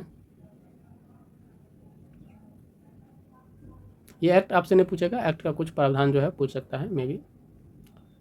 तो ये कैश रिजर्व देखते हैं, यह एक ऐसा सूचित करने के लिए किया जाता है कि कोई भी बैंक अधिक से अधिक क्या कर सके, ऋण न दें। इसीलिए क्या किया जाता है, बैंक के पास जो आपका कुछ कैश जो है रिजर्व में रख लिया जाता है। किसके तहत?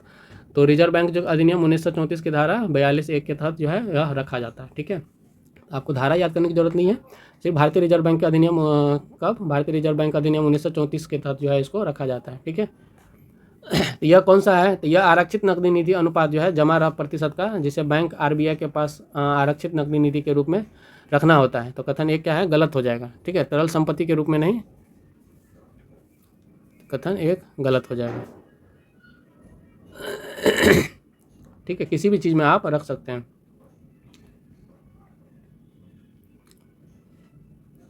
सांविधिक चल निधि अनुपात SLR, ठीक है। तो कह रहा है कि सांविधिक चल निधि अनुपात SLR निर्दिष्ट करता है कि एक बैंक को भारतीय रिजर्व बैंक के पास कितनी तरल संपत्ति रखनी चाहिए, ठीक है। तो ये दूसरा कथन भी गलत हो जाएगा। ये भारतीय रिजर्व बैंक के पास आरक्षित नहीं है स्वयं, बल्कि स्वयं बैंकों के पास ही रहता है, ठीक है। तो SLR जो है वह आरबीआई के पास नहीं जाता है, SLR बैंकों के पास ही रहता है, लेकिन रिजर्व रहता है वो, ठीक है। तो दूसरा स्टेटमेंट भी क्या हो जाएगा, गलत हो जाएगा। तो इसका उत्तर जो है डी वो सही हो जाएगा, ठीक है। देख लेते हैं डी। बी में आते हैं, सॉरी 27 में आते हैं।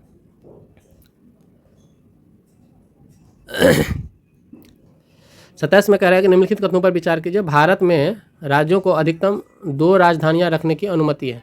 राज्य जो है अधिकतम 2 राजधानियां रख सकता है, तो ये कथन गलत है, ठीक है। वर्ष 2020 में आंध्र प्रदेश की विधानसभा ने आंध्र प्रदेश विकेंद्रीकरण और सभी क्षेत्रों का समावेशी विकास के लिए विधेयक पारित किया था, ठीक है। आंध्र प्रदेश की विधानसभा, इस विधेयक का उद्देश्य क्या था कि राज्य सरकार की 3 राजधानियां बनाने की योजना को आकार देना था। विशाखापत्तनम में कार्यकारी राजधानी, अमरावती में विधायी राजधानी और कुरनूल में न्यायिक राजधानी, ठीक है। राज्यों द्वारा अधिकतम 2 राजधानियां रखने पर कोई प्रतिबंध नहीं है, ठीक है ना।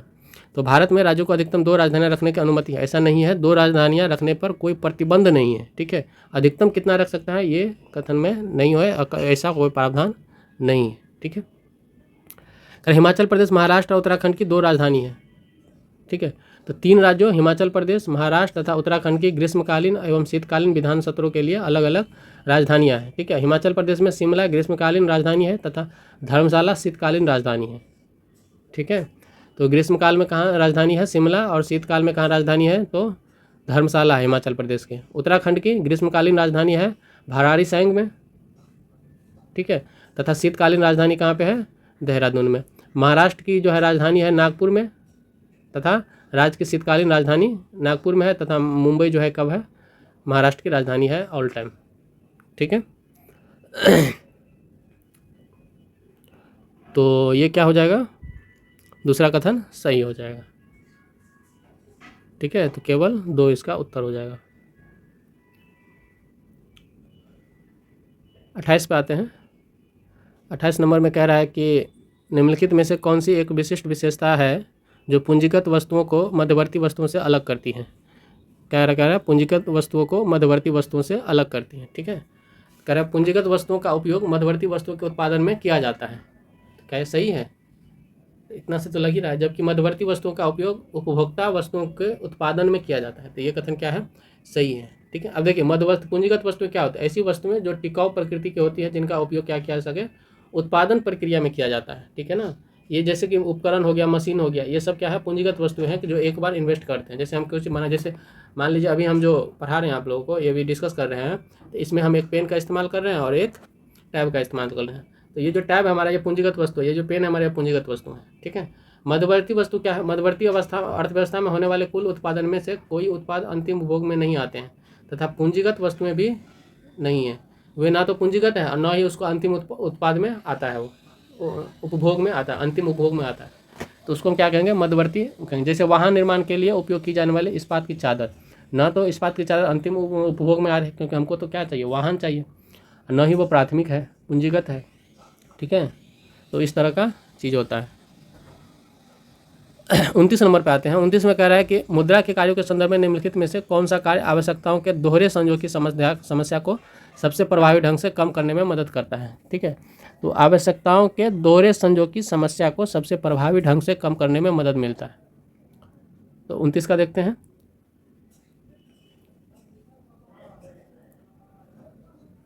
मुद्रा के माध्यम के बिना आर्थिक विनिमय को वस्तु विनिमय कहा जाता है, यद्यपि वे आवश्यकताओं के उभय संयोग के असंभाव्यता को अनुमानित करते हैं। दोनों पक्ष वही चाहते हैं जो दूसरे पक्ष को देना है। इस प्रकार लेन देन को सुचारू बनाने के लिए एक मध्यवर्ती वस्तु आवश्यक है जो दोनों पक्षों को स्वीकार्य हो। ऐसी वस्तु को मुद्रा कहते हैं। ठीक है, मुद्रा मतलब लेन देन की वस्तु है। तो कह रहा है कि आवश्यकता के दोहरे संयोग, तो मुद्रा के कार्य में क्या है? तो विनिमय का माध्यम है मुद्रा। ठीक है ना, लेखा की इकाई, विलंबित भुगतान के लिए मानक और मूल्य का माप। तो ये हो जाएगा इसका उत्तर, विनिमय का ये माध्यम है। ठीक है, तो अब पहले वस्तु विनिमय प्रणाली में क्या होता था? वस्तु विनिमय प्रणाली में होता है कि एक वस्तु दूसरे को देते थे और उसके बदले में दूसरा वस्तु लेते थे। अब मान लीजिए आपके पास जो वस्तु है और जिससे आप वस्तु लेना चाह रहे हैं उसको उस वस्तु की ज़रूरत नहीं है जो आपके पास में है, तो क्या किया जाए? तो वस्तु विनिमय प्रणाली वहाँ पे क्या हो जाती थी? दिक्कत होती थी, और उसको कैरी करने में भी काफ़ी ज़्यादा दिक्कत होती थी कि एक जगह से दूसरी जगह उसको यदि लेके जाना है, हमको कहीं और काम है, तो क्या होता? बहुत ज़्यादा दिक्कत होती थी। ठीक है, इसीलिए वस्तु विनिमय प्रणाली को क्या कर दिया गया? खत्म कर दिया गया। और मतलब खत्म तो वो नहीं होता है, अभी भी अदला बदली तो गाँवों में, शहरों में, हर जगह चलती है। ठीक है, वो तो सामाजिक व्यवस्था का एक भाग बन गया है, लेकिन मुद्रा जो है वो क्या हो गया? कार्य प्रणाली में आ गया है। तो मुद्रा जो है, ठीक है, सबसे पहला और महत्वपूर्ण कार्य जो है वो उसका विनिमय के माध्यम के रूप में इस्तेमाल करना है। तो इसका एक कथन सही हो जाएगा। 30 नंबर पे आते हैं। निम्नलिखित कथनों पर विचार कीजिए। करेंसी नोटों और सिक्कों को कागजी मुद्रा कहा जाता है, सही है कि गलत? करेंसी नोटों और सिक्कों को कागजी मुद्रा कहा जाता है क्योंकि उनका आंतरिक मूल्य होता है। ठीक है, तो पहला कथन क्या हो जाएगा? गलत। इसको फिएट करेंसी कहा जाता है। ठीक है ना, कौन सी करेंसी कहा जाता है? देखिए, करेंसी नोट और सिक्कों का मूल्य इन मदों के प्राधिकरण द्वारा क्या कहता है? जारी किया जाता है, उसकी गारंटी से उत्पन्न होता है। तो प्रत्येक करेंसी नोट पर भारतीय रिजर्व बैंक के द्वारा क्या किया जाता है? वादा किया जाता है कि हम आपको इतने वैल्यू दे रहे हैं। ठीक है, कोई भी रिजर्व बैंक, भारतीय रिजर्व बैंक अथवा किसी व्यावसायिक बैंक के नोट को प्रस्तुत करता है, भारतीय रिजर्व बैंक उस नोट पर अंकित मूल्य के बराबर क्रय शक्ति प्रदान करने का उत्तरदायी देता है। सिक्कों के संबंध में भी यही बात सही है। करेंसी नोट और सिक्कों को कागजी मुद्रा कहते हैं। ठीक है, इनका स्वर्ण और चांदी के सिक्कों की तरह आंतरिक मूल्य नहीं होता है। ठीक है ना, करेंसी नोट में इसका आंतरिक मूल्य नहीं होता है। तब ना मोदी जी आए और कहे कि आज से नोटबंदी लागू होता है। तो अब जो वहाँ था क्या था? उस मुद्रा का कोई वैल्यू रह गया था? लीगल टेंडर से हटा दिया था, उस कागज़ का कोई वैल्यू नहीं। लेकिन जब सोने का सिक्का होगा तो उसका हमेशा ही मूल्य होगा, चाहे उसका मूल्य कम हो, ज़्यादा हो, बढ़े घटे, आपके उसका मूल्य, आंतरिक मूल्य हमेशा ही होगा। तो इसीलिए ये कथन क्या हो जाएगा? गलत हो जाएगा। दूसरा हम कह, चेक और मांग जमा विधिमान्य मुद्रा है क्योंकि इन्हें देश के किसी भी नागरिक द्वारा किसी भी लेन देन के निपटान के लिए अस्वीकार नहीं किया जा सकता है। ठीक है, तो दूसरा कथन क्या हो जाएगा? सही नहीं है। हर जगह आप चेक या डिमांड ड्राफ्ट से आप क्या कर सकते हैं? डीडी से जो आप जमा नहीं कर सकते हैं। मान लीजिए 10 रुपये का है, आपको चेक दीजिएगा, वो लेगा नहीं लेगा? वो अस्वीकार कर सकता है कि हमको चेक नहीं ले सकते, क्योंकि उसको ये भविष्य की मुद्रा होती है। आप बैंक में जाएंगे तब जा करके जो है आपके अकाउंट में पैसे आएंगे। ठीक है, मान लीजिए यदि चेक आपने दिया और आपके अकाउंट में पैसा नहीं, तब तो उनका जो है व्यापार फंस गया वहाँ पे, है ना। तो इसीलिए ये क्या किया गया है? ये विधि मान्य मुद्रा तो है, लेकिन लेन देन के विकास के ना किसी भी नागरिक द्वारा किसी को भी स्वीकार करने की नहीं किया जा सकता, अस्वीकार नहीं किया जा सकता। ऐसा नहीं है, अस्वीकार हम कर सकते हैं कि हम चेक नहीं लेंगे, हम डीडी नहीं लेंगे। ठीक है, करेंसी नोट विधिमान्य मुद्रा है। तो तीसरा कथन क्या हो जाएगा? सही हो जाएगा। करेंसी नोट क्या है? विधिमान्य मुद्रा है, तो केवल एक सही होगा। 31 में आते हैं, कह रहा है कि आरबीआई के कार्यों के संदर्भ में निम्नलिखित में से कौन सा कथन सही है। तो आरबीआई के कार्य में से कौन सा कथन सही है? तो यह ऋण के औपचारिक स्रोतों की कार्यप्रणाली पर निगरानी रखता है। ऋण के औपचारिक स्रोतों की कार्यप्रणाली पर निगरानी रखता है। यह नकदी शेष बनाए रखने में बैंकों पर निगरानी रखता है। इसका उद्देश्य विकास के उद्देश्य को ध्यान में रखते हुए मूल्य स्थिरता बनाए रखना है। यह केंद्र सरकार की ओर से करेंसी नोट जारी करता है। आरबीआई के कार्यों के संदर्भ में निम्नलिखित में से कौन सा कथन सही है? यह ऋण के औपचारिक स्रोतों की कार्यप्रणाली पर निगरानी रखता है। ठीक है, सही है। ऋण के जो औपचारिक स्रोत हैं, कहाँ से ऋण दिया जा रहा है, इस पर क्या क्या रहेगा, निगरानी रखेगा। तो यह कथन सही है। यह नकदी शेष, ठीक है, कैश रिजर्व बनाए रखने में बैंकों पर निगरानी रखता है। तो ये भी सही है। इसका उद्देश्य विकास के उद्देश्य को ध्यान में रखते हुए मूल्य स्थिरता बनाए रखना है। इसका उद्देश्य क्या है? इसका उद्देश्य जो है विकास के उद्देश्य को ध्यान में रखते हुए मूल्य स्थिरता बनाए रखना है। ये भी सही है। केंद्र सरकार की ओर से करेंसी नोट जारी करता है। तो इसका उत्तर डी हो जाएगा। ठीक है, 32 में आते हैं, कह रहा है कि निम्नलिखित कथनों पर विचार कीजिए। एशिया का पहला निर्यात प्रसंस्करण क्षेत्र, एशिया का पहला निर्यात प्रसंस्करण क्षेत्र वर्ष 1965 में कांडला में स्थापित किया गया था। तो वर्ष 1965 में कह रहा है कांडला में स्थापित किया गया था। तो ये कथन सही है। ठीक है, तो ये कथन क्या है? सही है। पहला जो है वह सही है। एशिया का पहला निर्यात प्रसंस्करण जो एक्सपोर्ट प्रोसेसिंग जोन जो है वह 1965 में कांडला गुजरात में स्थापित किया गया था। तो पहला कथन सही है। ईपीजेड की संरचना एसईजेड के समान थी। सरकार ने वर्ष 2000 में ईपीजेड की सफलता को सीमित करने वाली ढांचागत और नौकरशाही चुनौतियों के निवारण के लिए विदेश व्यापार नीति के तहत एसईजेड की क्या की थी? स्थापना की थी। ठीक है, एसईजेड होता है स्पेशल इकोनॉमिक जोन। ठीक है, जहाँ पर जो है इकोनॉमिक एक्टिविटी के लिए जो है स्पेशल जोन, विशेष आर्थिक क्षेत्र का अधिनियम 2005 में लाया गया था, जो 2006 में एसईजेड नियमों को लागू किया गया था। तो दूसरा कथन भी क्या है हमारा? सही है। ठीक है, तो उत्तर हो जाएगा इसका सी। कंज्यूमर्स इंटरनेशनल सीआई के संदर्भ में निम्नलिखित कथनों पर कह रहा है विचार कीजिए। तो कंज्यूमर्स इंटरनेशनल सीआई के संबंध में पहला कह रहा है कि यह विश्व भर के उपभोक्ता समूह के लिए सदस्यता का संगठन है। तो पहला कथन सही है। ठीक है, यह विश्व भर के लिए क्या है? कंज्यूमर इंटरनेशनल जो है, इसकी स्थापना कब की गई थी? तो जैसे पूर्व में जो 1960-65 के उपभोक्ता संघों के द्वारा अंतर्राष्ट्रीय संगठन जो है के रूप में जाना जाता था। ठीक है, सीआई की स्थापना 1960 में उपभोक्ता संघों के अंतर्राष्ट्रीय संगठन IOCU के रूप में की गई थी। 21वीं सदी के शुरुआत में इसमें 100 से अधिक देशों में इसके 200 से अधिक सदस्य संगठन हो गए। ठीक है, तो यह विश्व भर में उपभोक्ता समूहों के लिए सदस्यता का संगठन करता है। तो पहला कथन क्या हो जाएगा? सही हो जाएगा। इसका मुख्यालय कह रहा है पेरिस में है, तो गलत। इसका मुख्यालय कहाँ पे है? लंदन में है। लंदन में स्थित है इसका मुख्यालय। तो और कुआलालंपुर, मलाय और सेंटियागो में स्थित है इसकी कार्यालय। कार्यालय कहाँ कहाँ है? कुआलालंपुर, मलाय और सेंटियागो में इसका कार्यालय है, 3 जगह पे। तो ये कथन गलत हो जाएगा। तो केवल एक सही हो जाएगा। ठीक है, 34 में आते हैं। 34 में कह रहा है कि निम्नलिखित कथनों पर विचार कीजिए। डार्क मैटर आकाशगंगाओं को एक साथ आकर्षित और धारण करता है, यानी कि अट्रैक्ट और होल्ड करता है, जबकि डार्क एनर्जी हमारे ब्रह्मांड को विकर्षित करती है और उसके विस्तार का कारण बनती है। तो पहला कथन सही है। डार्क मैटर जो है वह पूरे आकाशगंगाओं को, ब्लैक होल को, सबको क्या करता है? एक साथ आकर्षित करके रखता है, जोड़ करके रोकता है, बाउंड करके। ठीक है, लेकिन जो डार्क एनर्जी है वो क्या करता है इनमें? जैसे मान लो ये आकाशगंगा है, ये आकाशगंगा, बहुत सारे आकाशगंगा है, बहुत सारे तारे हैं, सूर्य हैं वगैरह सब हैं। तो डार्क मैटर क्या करेगा? इन सब को जोड़ करके रखेगा, इन सबको जाने नहीं देगा। ठीक है ना, डार्क मैटर क्या करेगा? इन सबको जोड़ करके रखता है। लेकिन जो एनर्जी है, डार्क एनर्जी क्या करेगा? इनको जो है विकर्षित करता है। इसीलिए ब्रह्मांड क्या कर रहा है? फैल रहा है। ठीक है, डार्क एनर्जी से इसीलिए ब्रह्मांड फैल रहा है, बड़ा हो रहा है। ठीक है, तो ये ब्रह्मांड के विस्तार का कारण बनती है डार्क एनर्जी। ठीक, तो पहला कथन क्या हो जाएगा? सही हो जाएगा। ठीक है, प्रकृति के 4 मूलभूत गुरुत्वाकर्षण बल होते हैं, जिसमें गुरुत्वाकर्षण बल है, दुर्बल परमाणु बल है, विद्युत चुंबकीय बल है और प्रबल परमाणु बल है। तो ये भी दूसरा कथन भी क्या है? सही है।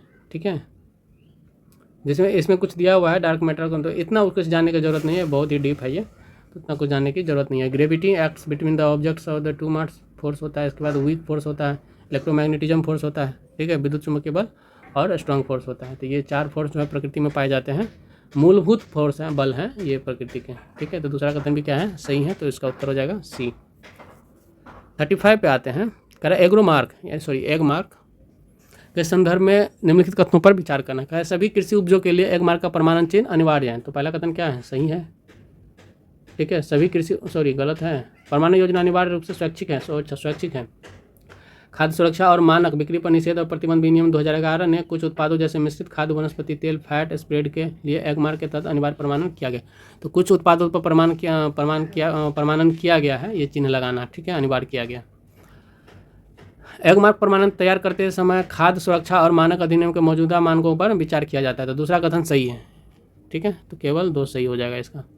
36 में आते हैं, कह रहा है कि कीमत लोच के संदर्भ में निम्नलिखित पर विचार कीजिए। क्या चीज़? कीमत लोच, ठीक है, पढ़ लिए होंगे आप, ऊपर भी पढ़ना चाहते हैं देखते हैं। एगमार्क देखिए कृषि उपज के लिए एक प्रमाणन चिन्ह है। यह सुनिश्चित करता है कि प्रमाणित उत्पाद जो है वह क्या है, उपज श्रेणीकर मतलब अच्छे और श्रेणीकर और चिन्हान अधिनियम 1937 के तहत क्या है, विपणन एवं रेगुलेशन निदेशालय DMI, कृषि सहयोग एवं किसान कल्याण विभाग, कृषि मंत्रालय, किसान कल्याण मंत्रालय द्वारा जो है अधिसूचित ग्रेड मानक के रूप में है, ठीक है। ऐसा कुछ उसमें ज़रूरत वाली चीज़ नहीं है। आते हैं 36 में, मांग की कीमत लोच, मांग की कीमत लोच, ठीक है, किसी वस्तु की मांग में प्रतिशत परिवर्तन को उस वस्तु की कीमत में प्रतिशत परिवर्तन से भाग देने पर प्राप्त भागफल को किसी वस्तु के लिए मांग की कीमत लोच के रूप में परिभाषित किया गया है, ठीक है। देखते हैं कीमत लोच क्या होता है। मांग की कीमत लोच का मतलब हो गया कि कोई वस्तु हम लोग क्या करते हैं, जैसे मान लीजिए मांगा, कितने प्रतिशत मांगे हैं, तो उसमें जो परिवर्तन हुआ उस वस्तु की कीमत में प्रतिशत परिवर्तन से भाग देने पर क्या करते हैं, प्राप्त भागफल जो है वह किसी वस्तु की मांग के लिए कीमत कीमत लोच कहते हैं उसको, ठीक है। मांग की कीमत लोच किसी वस्तु के बाजार कीमत से 1% के फलस्वरूप उस वस्तु की पूर्ति की मात्रा में होने वाले प्रतिशत परिवर्तन है, ठीक है। तो पहला कथन सही है, दूसरा कथन भी से होने वाला प्रतिशत परिवर्तन है ये कीमत लोच। तो इसका उत्तर हो जाएगा C।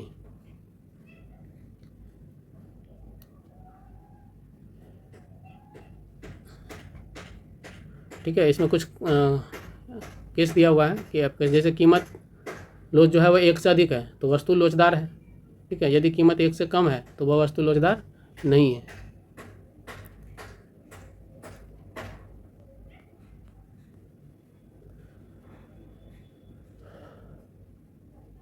37 में आते हैं, कह रहा है कि निम्नलिखित श्रमिक का प्रकार दिया हुआ है, परिभाषा दिया हुआ है। स्वनियोजित, तो स्वनियोजित कौन सा श्रमिक होता है बताइए। कह रहा वे श्रमिक जो अपनी आजीविका कमाने के लिए किसी उद्यम के स्वामी और संचालक होते हैं, ठीक है। तो ये स्वनियोजित है, तो पहला कथन क्या हो जाएगा, सही हो जाएंगे, ठीक है, पहला सही सुमेलित है। वे श्रमिक जो अपनी आजीविका कमाने के लिए किसी उद्यम के स्वामी है और संचालक होते हैं उन्हें स्वनियोजित कहा जाता है, ठीक है, सेल्फ एम्प्लॉयड। इसके बाद कह रहा है कि नियमित वेतनभोगी हैं वे श्रमिक जो किसी के लिए काम करते हैं, उनके पारिश्रमिक का भुगतान नियमित आधार पर किया जाता है, तो नियमित वेतनभोगी हैं वो, सही है। इसके बाद अनियमित श्रमिक कह रहा है कि ऐसे श्रमिक अन्य लोगों के खेतों पर अनियमित रूप से कार्य करते हैं तथा उसके बदले में पारिश्रमिक प्राप्त करते हैं, तो ये क्या हो जाएगा, अनियत श्रमिक, ये भी सही है, ठीक है। तो तीनों कथन क्या है इसमें, सही है। इसमें तो डायरेक्ट परिभाषा दिया हुआ है तो उतना सोचने की ज़रूरत है नहीं। 38 में आते हैं। 38 में कह रहा है कि global burden of disease GBD निम्नलिखित में से किसको उचित रूप से संदर्भित करता है। Global burden of disease GBD कह रहा है विश्व के विभिन्न क्षेत्रों में संक्रामक रोगों की समग्र व्यापकता, ठीक है। तो डायरेक्ट हम लोग उत्तर पाते हैं, तो ये कथन क्या हो जाएगा, गलत हो जाएगा।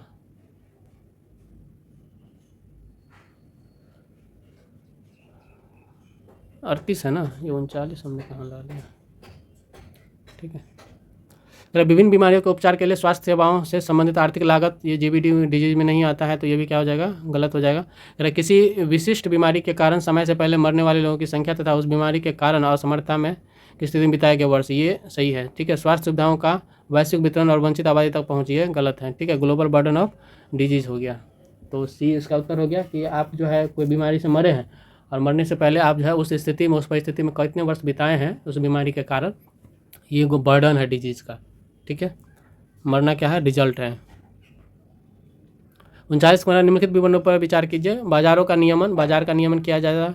भौतिक आधारित संरचना, नीति, उपकरण और सहकारी विपणन कृषि बाजार व्यवस्था में सुधार करने के लिए सुधार कर सकता है, ठीक है। कितना जो है कृषि बाजार व्यवस्था में सुधार करता है, बाजारों का नियमन करके वो कृषि व्यवस्था में सुधार किया जा सकता है, तो बिल्कुल सुधार किया जा सकता है। भौतिक आधारित संरचना, यदि फिजिकल इंफ्रास्ट्रक्चर बना दिया जाए तो बिल्कुल किया जा सकता है।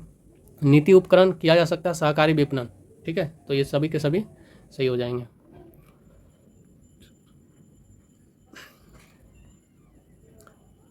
ठीक है। सहकारी विपणन में देख सकते हैं कि जैसे 24 कृषि उत्पादों के लिए न्यूनतम समर्थन मूल्य देना, ये सब क्या है, सहकारी विपणन। रेगुलेटरी बना देना कि आपको ये चीज़ जो है इसे खरीदनी है, इतने में खरीदनी है। रेगुलेशन बॉडी का क्या होना चाहिए, होना चाहिए कोऑपरेटिव जो है रेगुलेटरी बॉडी होना चाहिए, ठीक है ना, वही है सहकारी विपणन।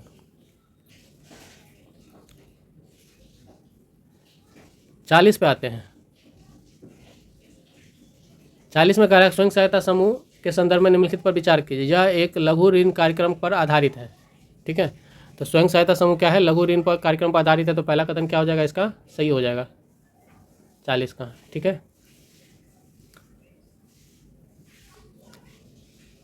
देखिए ग्रामीण स्वयं सहायता समूह के बारे में थोड़ा सा देख लेते हैं, ये इंपॉर्टेंट है। कह रहा है कि ग्रामीण बैंक की संस्थागत संरचना में अनेक बहु एजेंसी का संस्थान है, जैसे कि व्यावसायिक बैंक, क्षेत्रीय ग्रामीण, RRB, सहकारी तथा भूमि विकास बैंक सम्मिलित है। ये सब हाल ही में जो है औपचारिक शाख कृषि में बची कमियों को दूर करते हुए जो स्वयं सहायता समूह का भी प्रमाण ग्रामीण शाख व्यवस्था में प्रादुर्भाव हुआ है, ठीक है। क्योंकि औपचारिक शाख व्यवस्था न केवल अपर्याप्त थी बल्कि ग्रामीण सामाजिक तथा सामुदायिक विकास में पूरी तरह क्या थी, समन्वित रूप से साबित नहीं हो रही थी, ठीक है।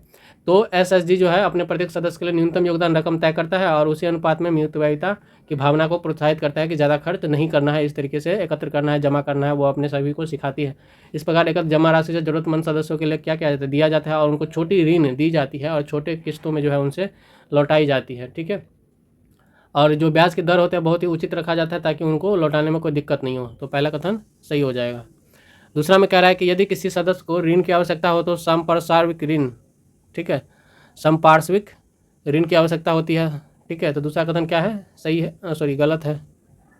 समूह द्वारा बाजार संचालित दरों पर तय की गई शर्तों के साथ समपार्श्विक मुक्त ऋण जो है प्रदान करता है, ठीक है। तो समपार्श्विक ऋण प्रदान नहीं करता है, मतलब कुछ चीज़ रख करके आप नहीं दे सकते, गिरवी जिसको कहते हैं, गिरवी रख करके ऋण नहीं दिया जाता है, सिर्फ उसमें मेंबर जितने हैं उनको ऋण दिया जाता है। तो पहला कथन क्या हो जाएगा, सही हो जाएगा, ठीक है। अब आते हैं हम लोग 41 नंबर पे।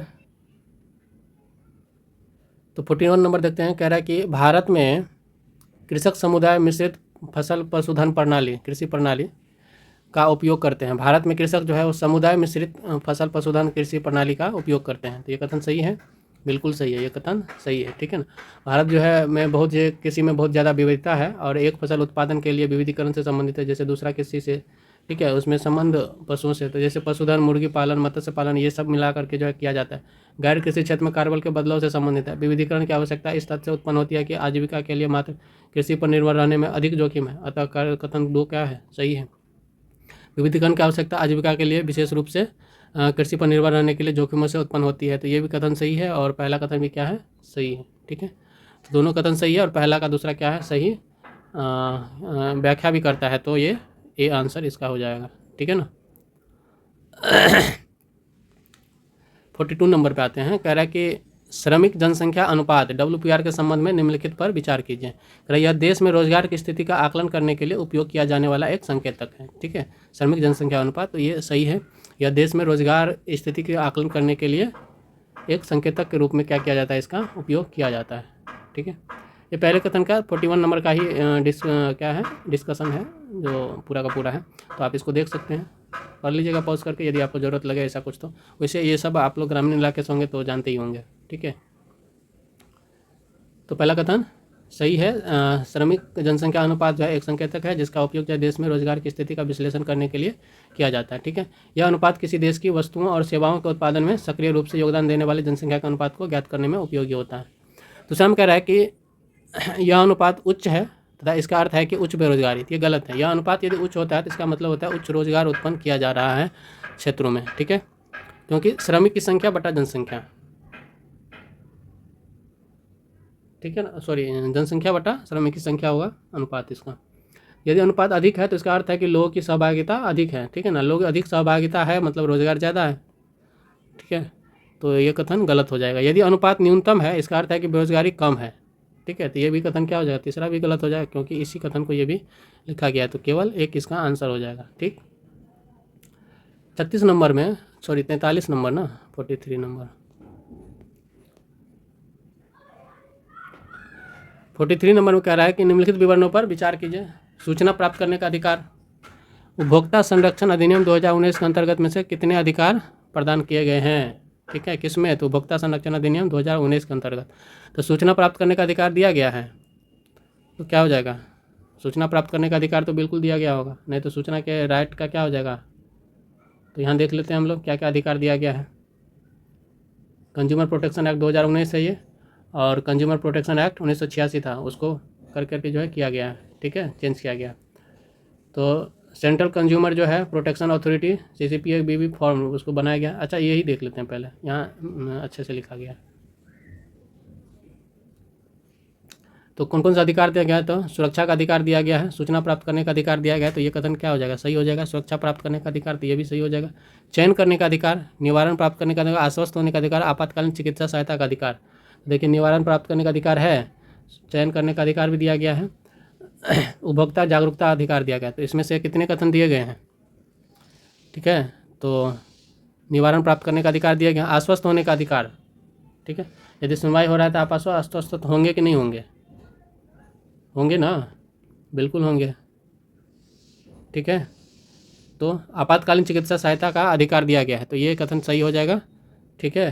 तो केवल 4 उत्तर होगा। या आश्वस्त होने का अधिकार नहीं, आप जरूर नहीं है कि आश्वस्त हों, यदि आपका संतुष्ट नहीं है तो आप फिर से क्लेम क्या कर सकते हैं, ठीक। 44 पे आते हैं। कह निम्नलिखित विवरणों पर विचार कीजिए। आयात प्रतिस्थापन, कोटा लागू करना, सस्ते आयातित उत्पाद, उच्च गुणवत्ता का सामान। उपर्युक्त में से कितने अंतर्मुखी व्यापार रणनीति को दर्शाता है? अंतर्मुखी व्यापार रणनीति क्या हो गया? मतलब इंटरनल, ठीक है। तो आयात प्रतिस्थापन, आयात को प्रतिस्थापित किया जा रहा है। तो देखिए अंतर्मुखी, पहली 7 पंचवर्षीय योजना में जो है व्यापार की विशेषता एक अंतर्मुखी व्यापार की रणनीति थी, ठीक है। तकनीकी रूप से इस रणनीति को आयात प्रतिस्थापन कहा जाता था, ठीक। इस नीति का उद्देश्य क्या था? आयात को घरेलू उत्पादन से बदलना और प्रतिस्थापित करना था, ठीक है। तो इसको अंतर्मुखी व्यापार कहेंगे, बिल्कुल कहेंगे। आयात से सुरक्षा के 2 रूप थे, टैरिफ और कोटा। तो टैरिफ आयातित वस्तुओं का एक कर होता है जिसको उस पर क्या कर दिया जाता था? लगा दिया जाता है, जिससे जो बाहर से आने वाली वस्तु है और अधिक महंगी हो जाती है। कोटा क्या होता है कि जो अंदर में जो उसके बदले में जो वस्तु बन रही है उस पर क्या कहता है? सब्सिडी दिया जाता है, कोटा दिया जाता है, कुछ छूट दी जाती है, उसके वजह से वो वस्तु और सस्ता हो जाता है। तो घरेलू वस्तु को सस्ता और बाहरी वस्तु को महंगा किया जाता है। टैरिफ और कोटा का प्रभाव ये है कि आयात को प्रतिबंधित करते हैं और इसलिए घरेलू कंपनियों को विदेशी प्रतिस्पर्धा से बचाया जाता है, ठीक है। संरक्षण की नीति इस धारणा पर आधारित है कि विकासशील देशों के उद्योग अधिक विकसित अर्थव्यवस्थाओं द्वारा उत्पादित वस्तुओं के खिलाफ प्रतिस्पर्धा करने की स्थिति में नहीं है, ठीक है ना। सस्ते आयातित उत्पाद, तो ये तो नहीं होगा ना। कोटा लागू करना, ये लागू करता है। उच्च गुणवत्ता का सामान, ये गुणवत्ता के लिए कुछ भी क्राइटेरिया उसमें नहीं है, तो क्या हो जाएगा? इसका कथन 2 सही हो जाएगा, ठीक है। 45 की बात करते हैं हम लोग। कह रहा है कि निम्नलिखित कथनों पर विचार करना। मनरेगा के माध्यम से सरकार ने 100 दिन के रोजगार की गारंटी प्रदान की है, तो पहला कथन सही है, बिल्कुल सही है। मनरेगा के तहत जो है सरकार ने क्या किया है? 100 दिन के रोजगार की गारंटी प्रदान की है। यह काम करने का अधिकार को लागू करने वाले कानून का परिणाम है, ठीक है। तो ये भी सही है। काम का अधिकार जो है ये सबका जो है एक फंडामेंटल नहीं है, ठीक है ना, DPSP में। तो पहला कथन का ये सही हो जाएगा। तो राष्ट्रीय ग्रामीण रोजगार गारंटी अधिनियम 2005 जो है नरेगा लागू किया गया था, जिसके तहत जो है नरेगा 2005 के अंतर्गत सभी लोगों को जो काम करने में सक्षम है, जिन्हें काम की ज़रूरत है, सरकार द्वारा 1 वर्ष में 100 दिन के रोजगार की गारंटी दी जाती है। अतः कथन ये क्या है? सही है, ठीक। यदि सरकार रोजगार देने के अपने कर्तव्य में विफल रहती है तो वह लोगों को बेरोजगारी भत्ता प्रदान करेगी। इस अधिनियम के अंतर्गत उस प्रकार के कार्यों को प्राथमिकता दीजिएगा। भविष्य में भूमि से उत्पादन बढ़ाने की सहायता प्रदान करेंगे, ठीक है। तो ये कथन 45 हो गए। 46 पे आते हैं। 46 में कह रहा है आवश्यकताओं का उभाय दोहरा संयोग, ठीक है। उभाय या दोहरा संयोग जो है आवश्यकताओं का दोहरा संयोग निम्नलिखित में से किसको उचित रूप से संदर्भित करता है, ठीक है। कह रहा है यह स्थिति वह है जिसमें 2 पक्षों की रुचि और प्राथमिकताएं समान होती हैं, तो ये गलत है, ठीक है।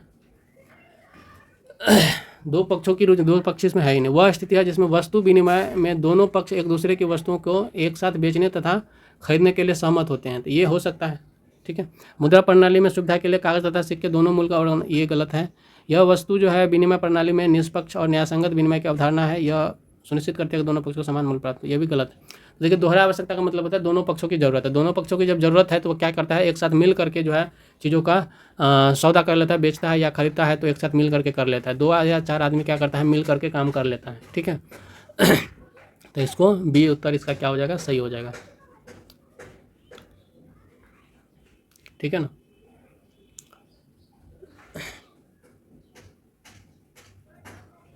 आते हैं अब 47 नंबर पे। कह रहा है कि सोशल स्टॉक एक्सचेंज के निम्नलिखित कथनों पर विचार कीजिए। इसका गठन कह रहा है वित्त मंत्री के अंतर्गत एक स्वतंत्र स्टॉक एक्सचेंज के रूप में किया गया है।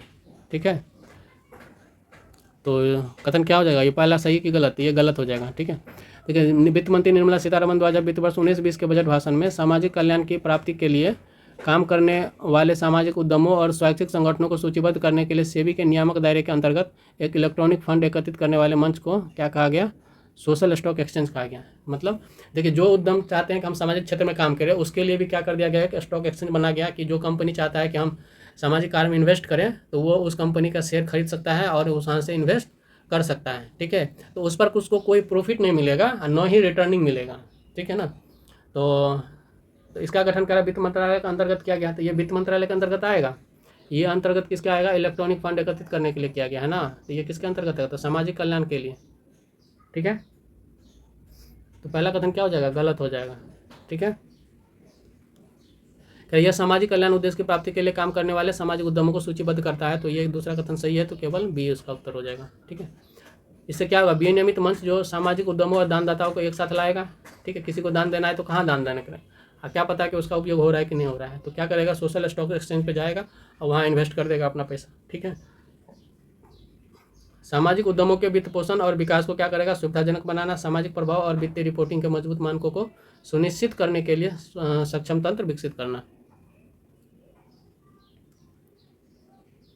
तो एनएसई पर, नेशनल स्टॉक एक्सचेंज पर जो है सोशल स्टॉक एक्सचेंज भी खंड आहरित गतिविधियों के तहत जो है लागू किया गया है। ठीक है, तो इसमें आप देख सकते हैं क्या क्या कंडीशंस हैं। 48 नंबर पे आते हैं। कह रहे हैं कि निम्नलिखित कथनों पर विचार कीजिए। कार्यनीतिक विनिवेश से अभिप्राय।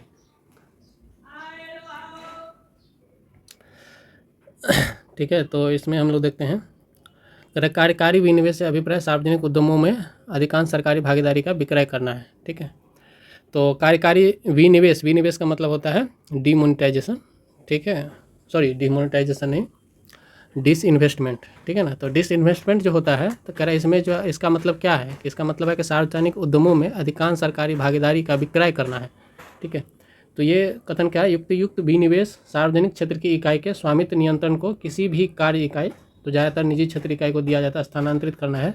तो पहला कथन क्या हो जाएगा, सही हो जाएगा। कह रहा विनिवेश प्रक्रिया उद्योग संवर्धन और आंतरिक व्यापार विभाग द्वारा संचालित की जाती है, तो दूसरा कथन भी क्या हो जाएगा, सही नहीं है। विनिवेश में जो है प्रक्रिया जो है निवेश सार्वजनिक संपत्ति और प्रबंधन विभाग जो है DAPAM द्वारा संचालित की जाती है, ये गलत है। तो इसका उत्तर हो जाएगा केवल 1।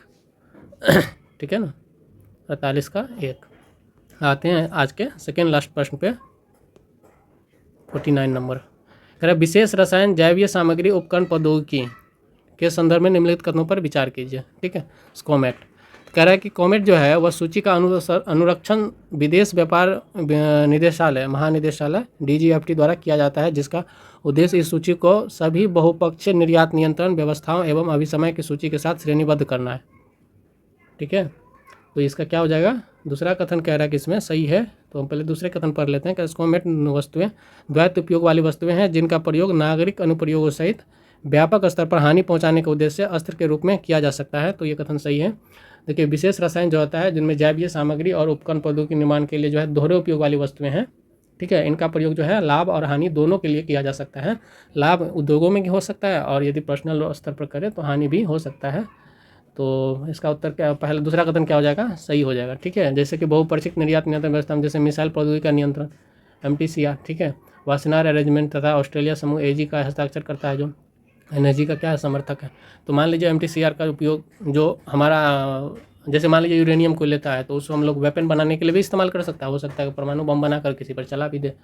ठीक है, तो इस तरीके से। इसके बाद कह रहा है कि स्कोमेट जो है वह नियंत्रण सूची बहुपक्षीय निर्यात नियंत्रण व्यवस्थाओं तथा अभिसमय की नियंत्रण सूचियों से संबंधित है, तो कथन 1 सही है। ठीक है, ये कथन भी सही है, तो इसका उत्तर हो जाएगा C। दोनों कथन क्या है हमारा सही है। 50 में देखते हैं। 50 में कह रहा है कि भारत में अधिकांश किसान निर्वाह कृषि करते हैं, तो ये कथन क्या है, सही है। पहला कथन सही है, भारत में जो अधिकांश किसान होता है निर्वाह कृषि कहते हैं।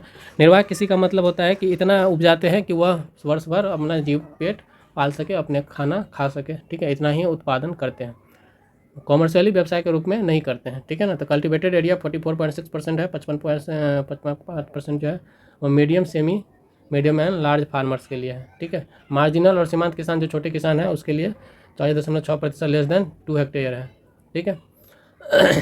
तो 85% ये जो हेक्टेयर है, अब देखिए ये 85% है जो मार्जिनल छोटे किसान है। इसका क्या मतलब हुआ? इसका मतलब हुआ कि ज़्यादातर किसान क्या करते हैं, अपने जीवन निर्वाह के लिए ही खेती करते हैं, ठीक है। भारत में 80% से अधिक लघु एवं सीमांत किसान जो है 50% से कम कृषि भूमि पर कृषि करते हैं। तो ये कितना है, 85% है ना, तो 80% से ज़्यादा हो गया। तो उतना ज़्यादा जो है किसान जो है 80% से ज़्यादा किसान वह उसके पास जो है आधे से भी क्या है, कम भूमि है, ठीक है। तो दूसरा कथन भी सही है, ठीक है। तो इसका उत्तर ए दे के बी, इसका उत्तर ए, ठीक है। तो आज दोस्तों रोकते हैं हम लोग यहीं पे, 50 क्वेश्चन हमने किया है, ठीक है। मिलते हैं फिर नेक्स्ट वीडियो में अगले 50 से 51 से लेकर के 100 तक के प्रश्नों में। और तब तक के लिए आप स्वस्थ रहिए, पढ़ते रहिए और देखते रहिए हमारे वीडियो को। प्लीज़ शेयर कर दीजिए, चैनल को सब्सक्राइब कर दीजिए और लाइक कर दीजिएगा वीडियो को। धन्यवाद।